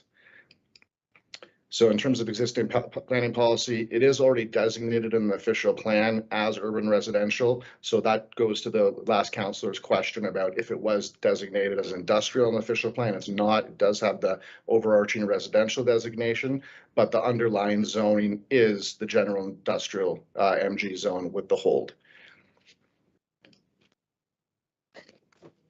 That shows it displays a little bit better there. In terms of the actual proposal itself, it's a very exciting proposal because we're trying to provide a complete community for Simcoe. We're going to be having 4 different types of unit types, and there's a plan that's a little bit better in the back of the slideshow that I'm going to run through for you. But essentially, there's going to be townhouses that are standard street townhouses. There will be dual frontage townhouses, and there'll be single-family detached dwellings, and there will be the mid-rise building for the affordable housing. These are concept elevations of our single family detached product and our townhouse product. We also are doing, this is what we call a dual frontage townhouse. These are going to be located along Simcoe, along Ireland Road, I apologize, with the front door on Ireland, and then in the back, the garage with an amenity deck on top. We really like to do this product. We've done it previously closer to the city, but it's done fantastically because it hits a sweet spot for affordability and you're still getting square footage. And what it also serves to do is really beautify the frontage along Ireland Road, because we will also be doing an urban cross section after we dedicate the road widening. So Ireland Road will have a sidewalk along it, and so will Decoud. So in terms of this plan layout, I will walk you through and show you around the perimeter of the site are single family detached dwellings from 30-foot to 36-foot frontage. Then there's some here on the interior. The center portion here is going to be all 6-meter townhouses, freehold street townhouses. And here along Ireland, again, is where those dual frontage units are. The mixed use block frames the corner of Decoud and Ireland. And we did actually insert the park next to it as well. We thought that was a great location for the community. It's in the entranceway and it is directly across from the stormwater management pond, or the proposed stormwater management pond. In terms of street connections, we're currently going to have 2 active street connections right now, one at the north side of the site to Ireland, and this one here on the south side to Decoud. We are also providing for a seamless transition into the development to the west whenever they do decide to proceed, and we are dead ending a street into their property. Perfect. And yes, and I guess to extrapolate on what Mohammed was saying, in terms of the almost 12,000 square feet that's going to be on the ground floor of the mixed use building, those are intended to be offices for the Haldeman Norfolk Housing Corporation themselves, and those will be used and obviously add a lot of jobs to the area. Perfect. And now I can just show you the on-street parking plan again. So for this one, actually, it is a total of 187 spaces to be accommodated on street. Let me just go back here. And again, we are using the same urban cross section that we're using down the street at our Decoud Road site. So that's the 20-meter cross section. And I'd be happy to answer any questions at this time. Thank you very much. Okay, thank you very much. Councillor Rabbit, do you have a follow-up question now? I do, and thank you. Through you, if we could go back to the development proposal, just to get a little bit more information about the mixed-use building. I appreciate you being brief, containing within 5 minutes, but this is a really important development for our community. The hub lands was a very hot topic, and we're very pleased that we're moving forward to create some more affordable housing in our community. You know, we were sad that we weren't able to build a multi-use recreation complex, but there's a silver lining here that we're going to be getting some affordable housing and also working with our own independent Alderman Norfolk Housing Corporation to increase our portfolio. So if we could go back to the development proposal, mixed-use building, just a little bit more information on the vision for that corner mixed-use parcel there in the office space. You present that, please. That's great. So what we're showing there, I apologize, my skills are not always the best on this, but try my best here.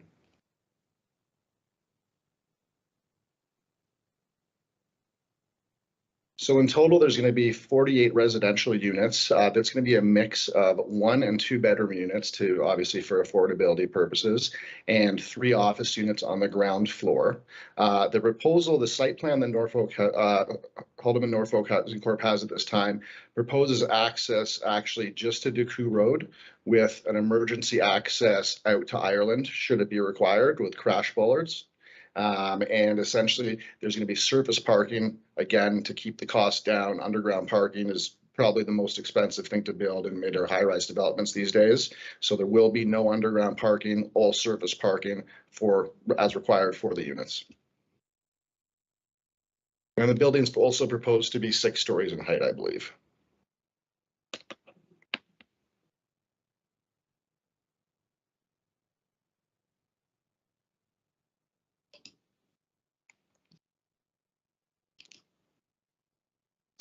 So any other questions for the deputation?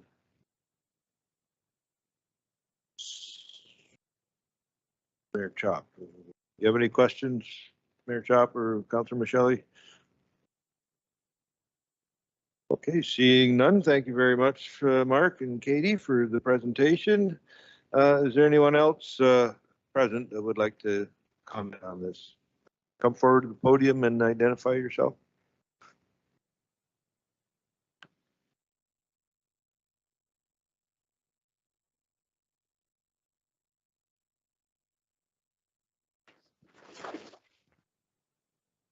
Just give your name so the clerk can record it, please. Hello, my name's Justin Arnold. I reside at 717 Ireland Road, and I'm speaking on behalf of Randy and Jane Arnold. With this development that's being proposed, there are 7 veins of water that run through. What's going to happen if our wells become contaminated? Who's going to pick up that cost? That's the first point I would like to ask. Second one, this town or this apartment building, which is 6 stories high, is going to overlook all of our backyards. Is that not an invasion of privacy?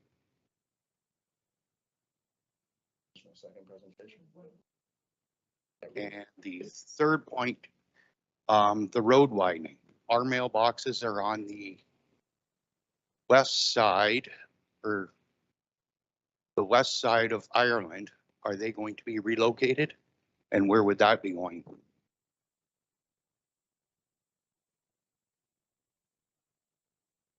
And I believe that's all. Thank you. And generally, we take presentations. We're not here to answer questions, but staff will be making note of that, and those answers will come out, I'm sure, in the final report. Today, we're looking for input just like this, and staff looks at all of that and brings it back in the final report at some point down the road. All right, thank you.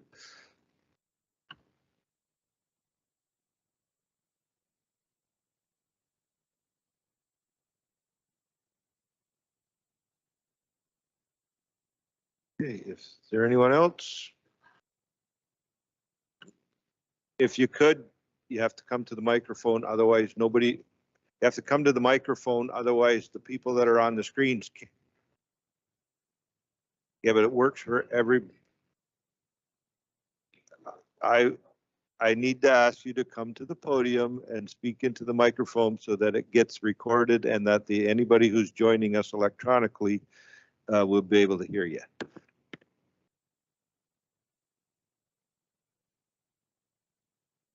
Thank you. First of all, as I said, I couldn't hear anything in this whole room because I don't hear well. So I don't know what the heck was being said, but I figured this is my time to speak, so I better speak up. I don't like Could you this new provide development. could you not just provide your name across for the street. clerk, Is somebody please? saying something? Provide your name so the clerk can It's record it. Holly Collins, and I live across the street from what monstrosity is going to go across the road. First of all, I'm opposed to all this development. I'm seeing it everywhere. And for across the road, have they thought there's going to be close to 300 residences? And that means how many people? That means like 1,500 people are going to be using the toilet. So where is all that fecal matter going to go, and who else knows what's in there? And it also destroys the land the way it is. You know, this is not proper. I think that all the cities, the little communities here in Norfolk County have a problem with water and how they're existing on their land. I think you should look after what you have first, rather than have something like Big Sky coming in and destroying everything and upsetting nature. If he wants to build someplace, he can go to Ukraine and build his little communities there where they're being destroyed. Anyway, I've said my piece, and that's it. And hopefully everybody will be sort of concerned about Mother Earth and where everything is going and preserving what you have in your spot. You have a historical picture down there or you're going to be ruining everything. Anyway, that's my piece. So, I probably said it too loud for everybody. Okay, thank you. And I'm sure that staff will be considering the water sewage allotments and the processing and the capabilities of our systems. That all gets built into the review that staff do. So thanks very much.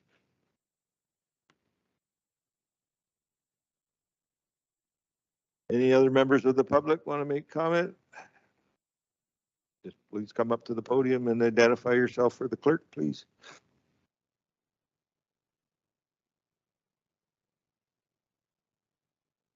Hi, my name is Mark Emery. I reside at 721 Ireland Road, so that is right at the corner of Decoud and Ireland. So my property will be exactly across the road from the 6-story proposed building. So that is my concern, that will have a bunch of windows facing my front yard, my front porch there. Now, I agree. I'm not against the proposal in general. I just think you do have to understand the impact it's going to have on those residents. All the way to Vanetten's chicken farm, where we are seeing on that proposed very small graphic where the roadways are going to enter into that new subdivision. So, and again, I understand that you don't take questions, but we're just asking for repeats of what things were said were something about an emergency exit onto Ireland. So that would be essentially what was mentioned earlier, where our mailboxes are, if that's going to be impacted, where an exit has to get onto Ireland. Because on the graphic, we see 2 entrances, one off Decoud, one on Ireland. So we're just wondering how that is in comparison to where the Bott Cemetery is. It's hard to tell from the small graphics that we received. So any info that we can get when it comes to bigger graphics with the proposed plan would be appreciated. Thank you. Well, and again, I'm not an expert, but I think the agenda is on the county website, and you can, when you look at it electronically, you can blow it up so you can get more detail on it. So I'm sure there's everybody in this room knows more about that system than I do, but if I can do it, squeeze my fingers and make it look bigger so I can read it. So, and staff will, again, be considering the input. That's what we're here for today. So, any other comments? Seeing none, if somebody would like to move the staff recommendation or propose an alternative, Councillor Michelle, and the mayor's flinched, so she seconds it. Any discussion? All in favor? That is carried. And we have one more application on the list today. Is CD-22-068. Application is proposing to amend the official plan by changing the designation from the subject lands from commercial to urban residential, and by removing the existing site-specific policy Queensway Corridor Special Policy Area. An associated zoning bylaw amendment application is proposing to change the zoning for a portion of the subject lands from service commercial zone to an urban residential type 6 zone to allow 3 apartment buildings with a range of 6 to 8 stories containing approximately 300 to 390 rental units. And Mohammed, you're up on my sheet again. So. Thank you, Mr. Chair.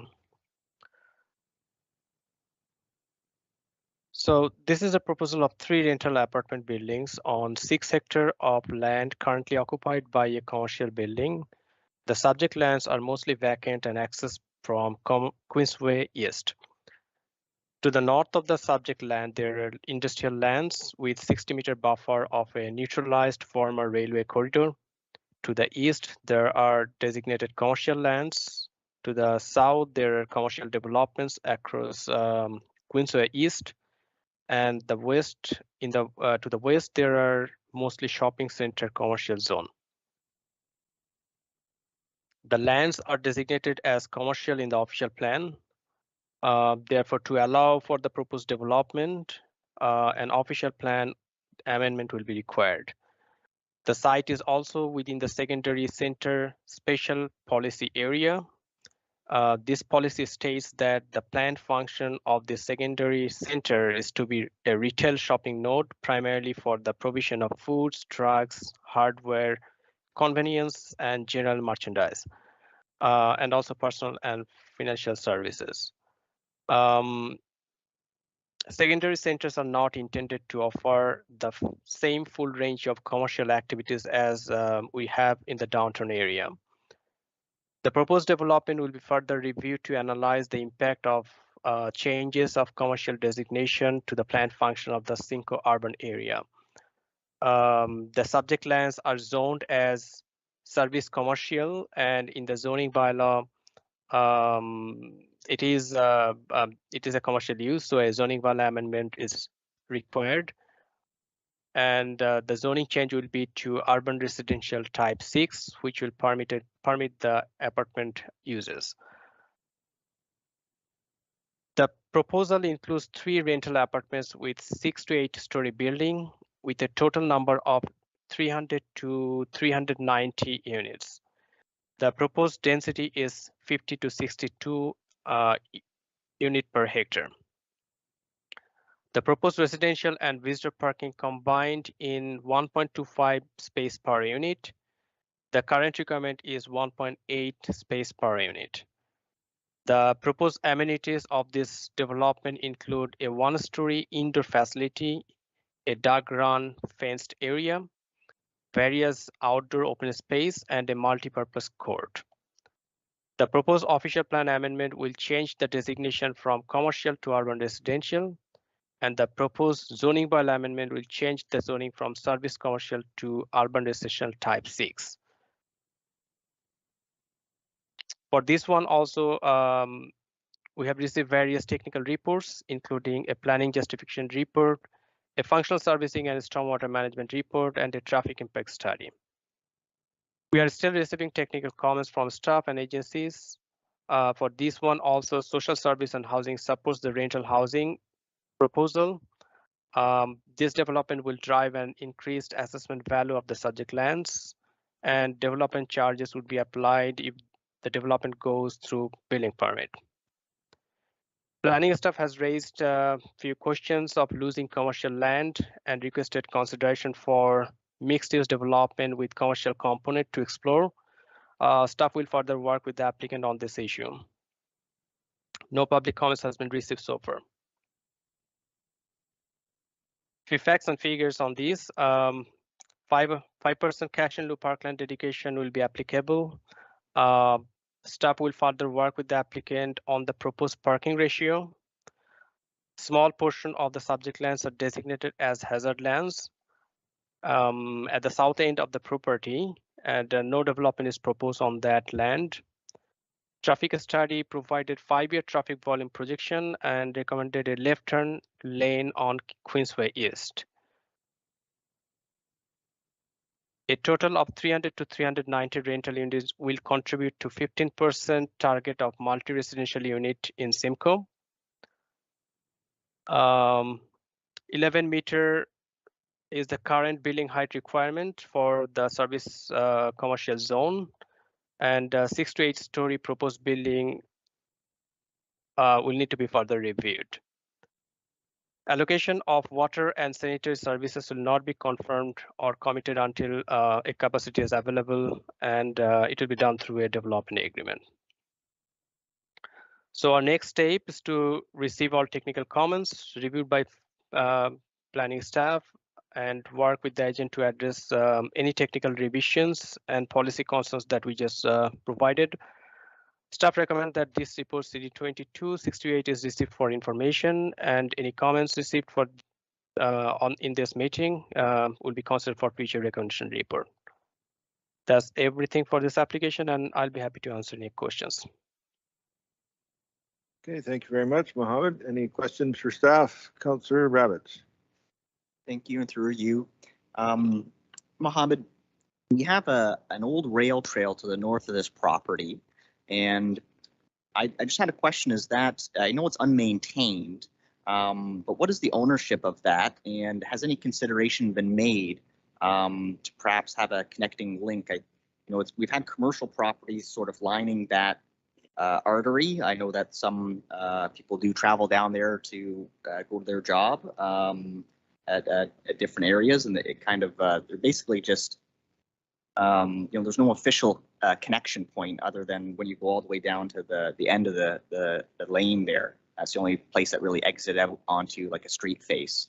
Has any consideration been made now that we're putting residential uses in here to connecting to that trail?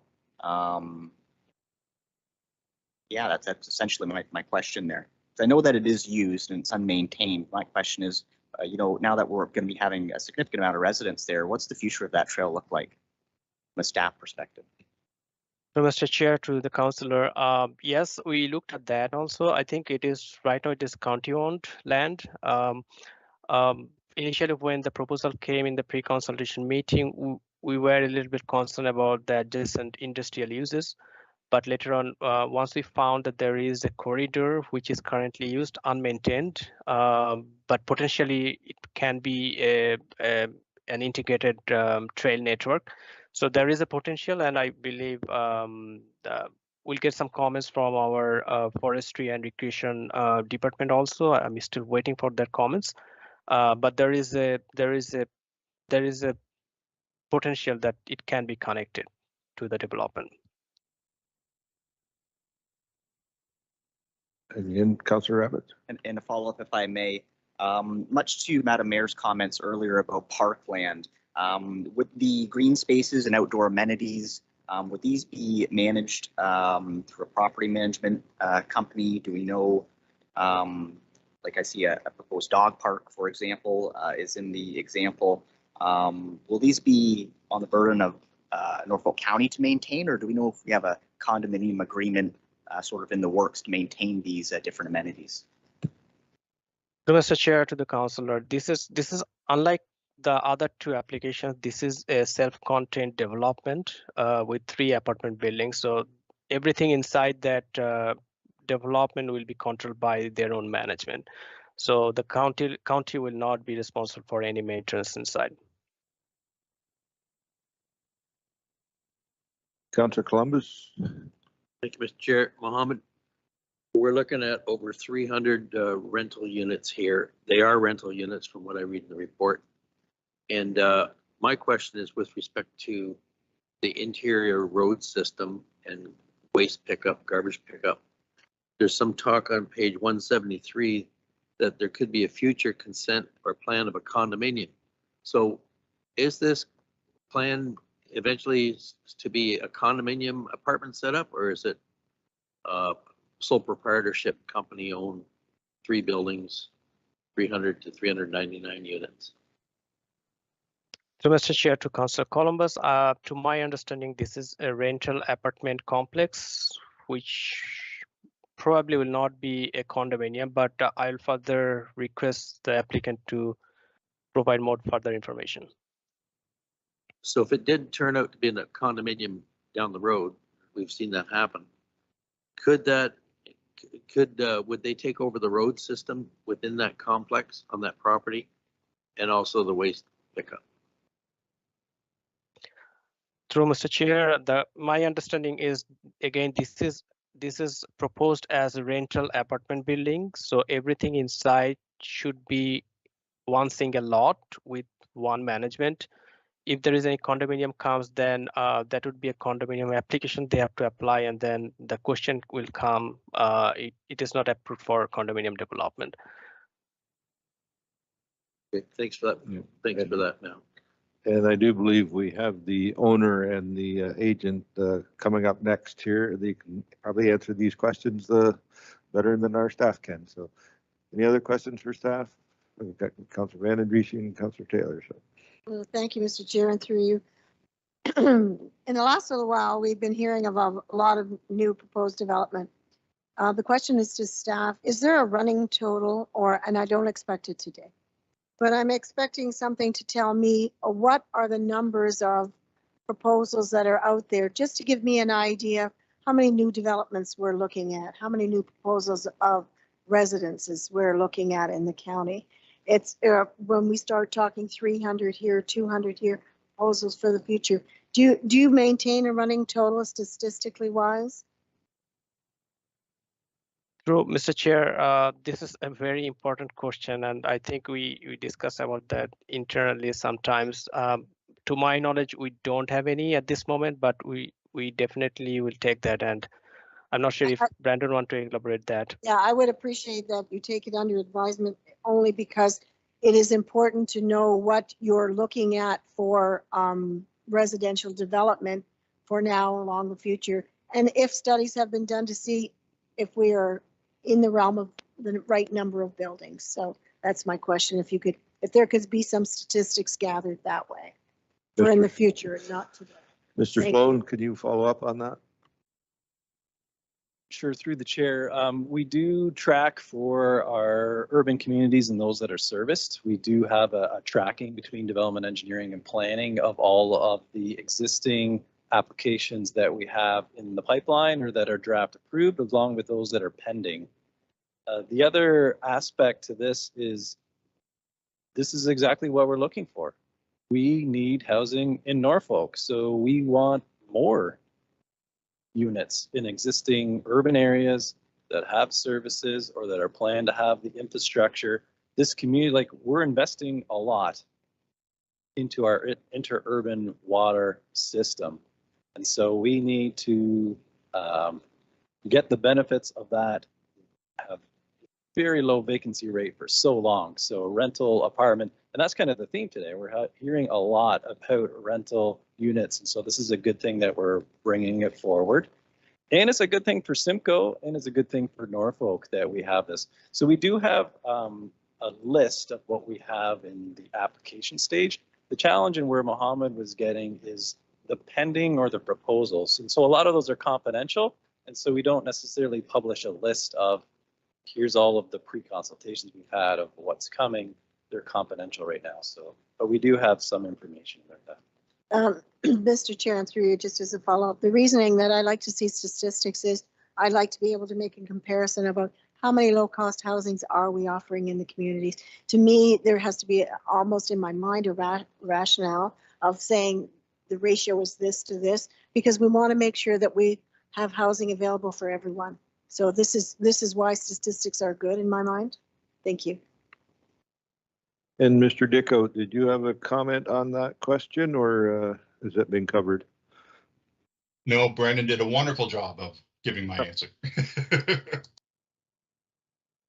Okay, and Councillor Taylor, you had a question? Thank you, Chair, and through you.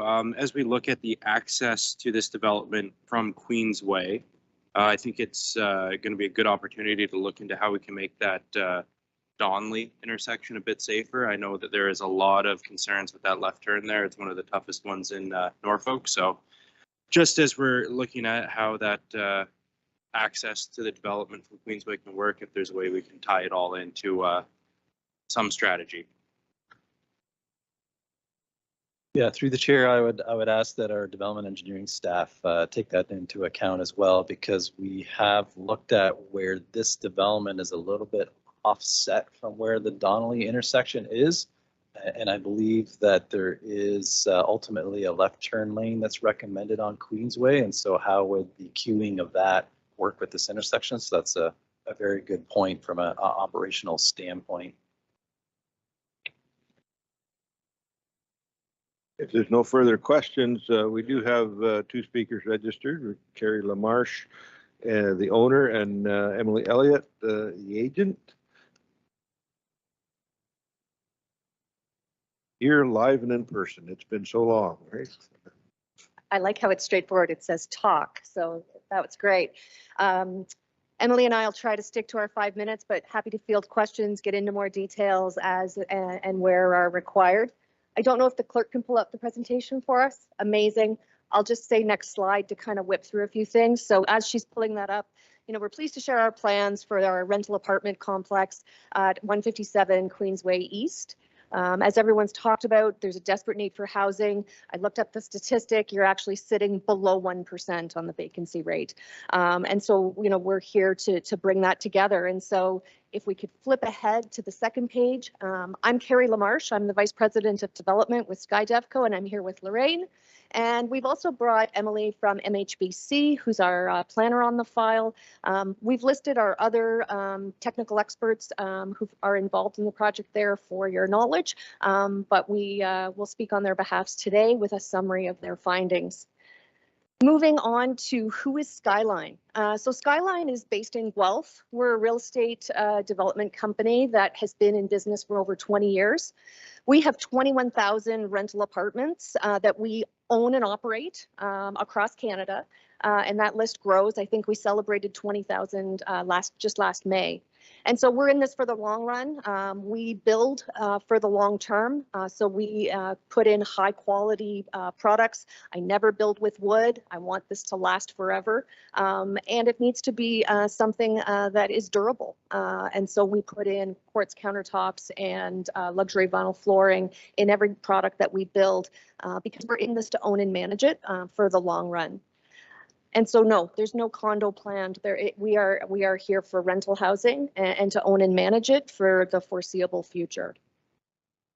SkyDevco is the development arm of Skyline. And so we have various REITs that fall under the umbrella. And so we're here today to work on the apartment REIT, but SkyDev is the development arm of Skyline. And so if we flip to the next page, we just included some examples of other development projects that we have going on in other communities. We're focused on really creating a community in and itself. And so that's where on the site plan you'll see indoor-outdoor amenity spaces. We have an on-site full-time property management team that looks after managing and maintaining both the buildings as well as that central amenity space for the use of our residents on site. And so that amenity space, if we flip ahead 2 pages maybe at this point, will include a kitchen and games room inside, as well as a lounge area. And outside we have a dog run, pickleball courts, walking trails, and would be happy to connect to whatever trail system that is in the local area because that's really great for the residents when they can easily walk and bike. And so within our facilities, we also include storage areas. And so we have bike storage areas as well as storage areas for things like snow tires and Christmas trees. We don't want those ending up on people's balconies. And so with the unit comes a storage locker for that intended reason, is to make this give people a place to store all those things that you have that you don't need on a regular basis. We're also all about sustainability. And so the next page, we invest in sustainability in a number of ways. And so one of those is we have EV charging stations as a part of every development. We just installed 850 EV charging stations across Canada on our properties this year alone, and we have plans to do another 850 next year. So this development would have EV chargers day one. We also have a clean energy fund that invests in solar as well as biogas facilities. And so we always include for the future to put solar panels as a part of our projects on the rooftops. That may not happen day one. Right now, the government has retrofit rebate programs in place. And so I've dubbed a new term called solar ready, where we'll put the conduit in, we'll make sure the structure can take it, but then we'll do it later so we can take advantage of some of those rebate programs. So it's a little bit about Skyline, a little bit about us, and I'm going to turn over to Emily to get into the development details. Good afternoon. As Carrie mentioned, my name is Emily and I am with MHBC Planning. And thank you, Carrie. That was a great introduction to SkyDev and some of the benefits of this development. And also thank you, Mohammed. Your presentation was quite comprehensive. So I'll do my best to avoid repetition and be brief.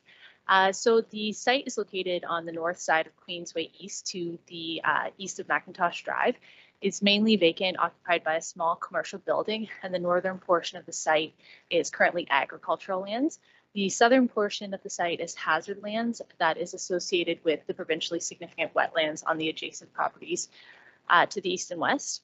The site is well located for residential uses in an area that's characterized by a broad range of retail and commercial uses.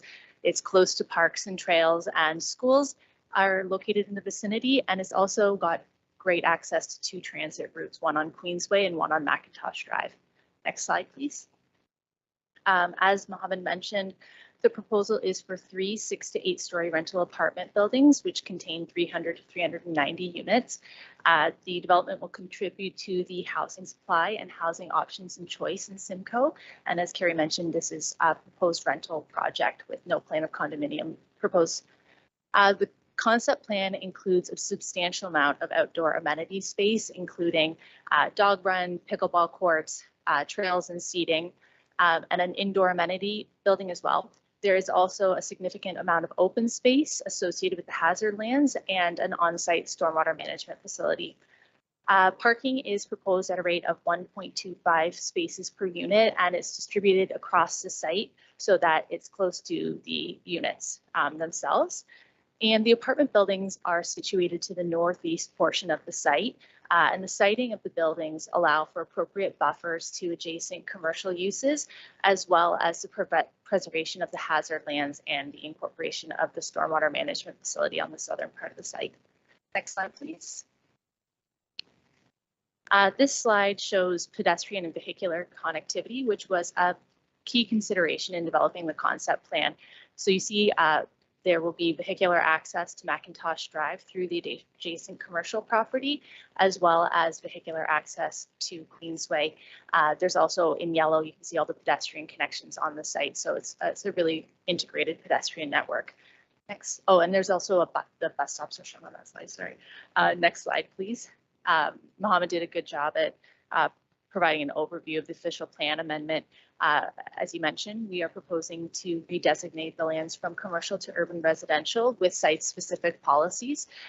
We are discussing potentially including some commercial uses in the list of permitted uses for this property.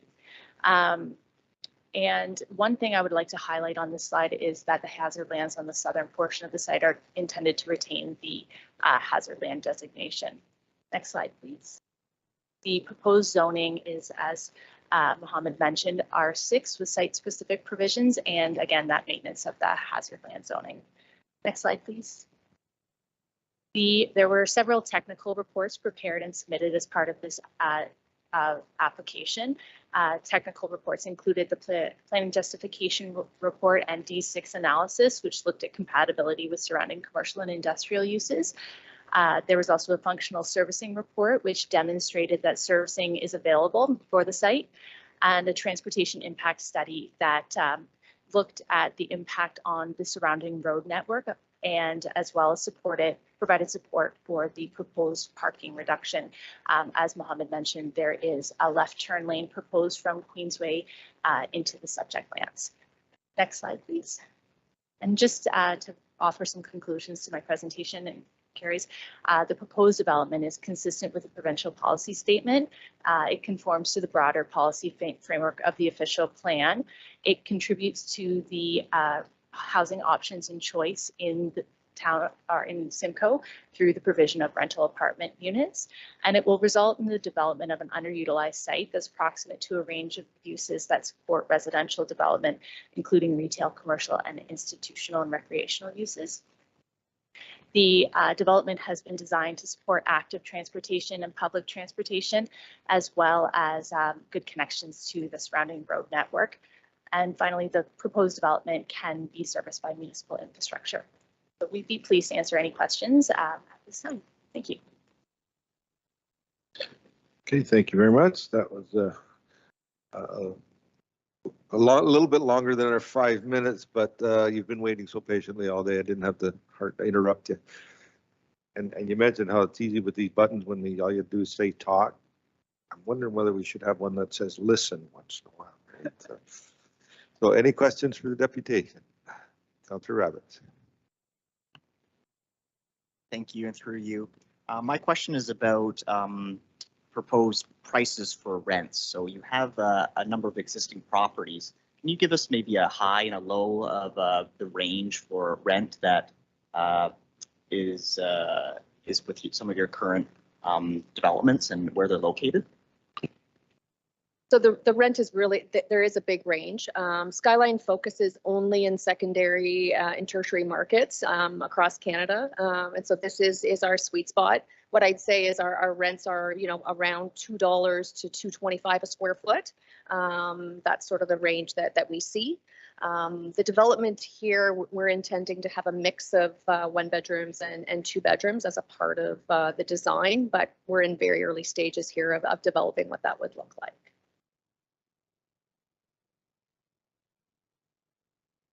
You can handle the math on that one. Any other questions?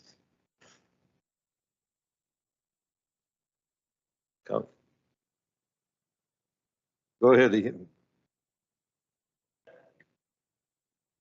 Thank you. Well, I should ask, you know, what do you think the average square footage of a rental unit would be?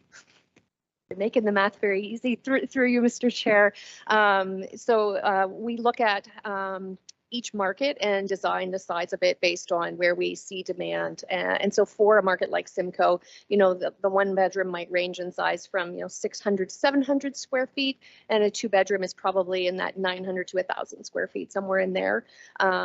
We like to have, you know, larger units in some of these communities, especially where you think about, and so I'll speak from my personal experience. This weekend, I moved my mother-in-law and father-in-law from their single family home into an apartment, and we had a heck of a time getting everything called down. And so you want a bit of a larger size so that it makes it easier for people to transition. They can bring that master bedroom suite that they've had their entire married life, and they can fit it in the apartment. And so that's definitely something we're going to consider when we develop this, you know, bringing my own experiences into it.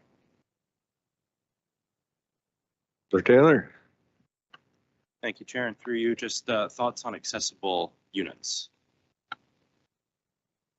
So I believe current building code is around 15% required as accessible. We always exceed that in any of the designs we've done so far. I like everything to stack because it makes it much less expensive to build it when every toilet stacks, we try to make this as low cost as we can while achieving the durability so that we can keep rents at a reasonable price. So typically, you know, I would say we're, you know, 18, 20, somewhere in that range. It'll really depend on the exact layout once we're done. Columbus. Interesting. I had a call this very last few days, and they were looking for a building like you're explaining here, but they definitely wanted a balcony. So do your units have balconies? So of all the developments we have under construction right now, every single one, every unit has a balcony. The only spot where we've deviated from that is in Barrie because it's much more of an urban market. And so for Simcoe, absolutely, every single unit will have a balcony. That was very important to these seniors. Thank you. Sounds like they've done their homework on the secondary market. Any other questions for the deputation? Seeing none, thank you very much, and thanks for your patience through the day. Thank you, guys. It was our pleasure to be somewhere live and in person. So thank you so much for having us. It was great to not do this via Zoom. Okay, thank you, and assume that there's no other members of the public working or wishing to speak to this. So there anybody who would wish to move the staff recommendation? Counselor Martin and Counselor Rabbits. Discussion, all in favor? That is carried. And unless I've missed something, Madam Clerk, I think we're looking for a motion to adjourn. Counselor Taylor, seconded by Counselor Martin, all in favor? That is carried. Thank you very much, everyone.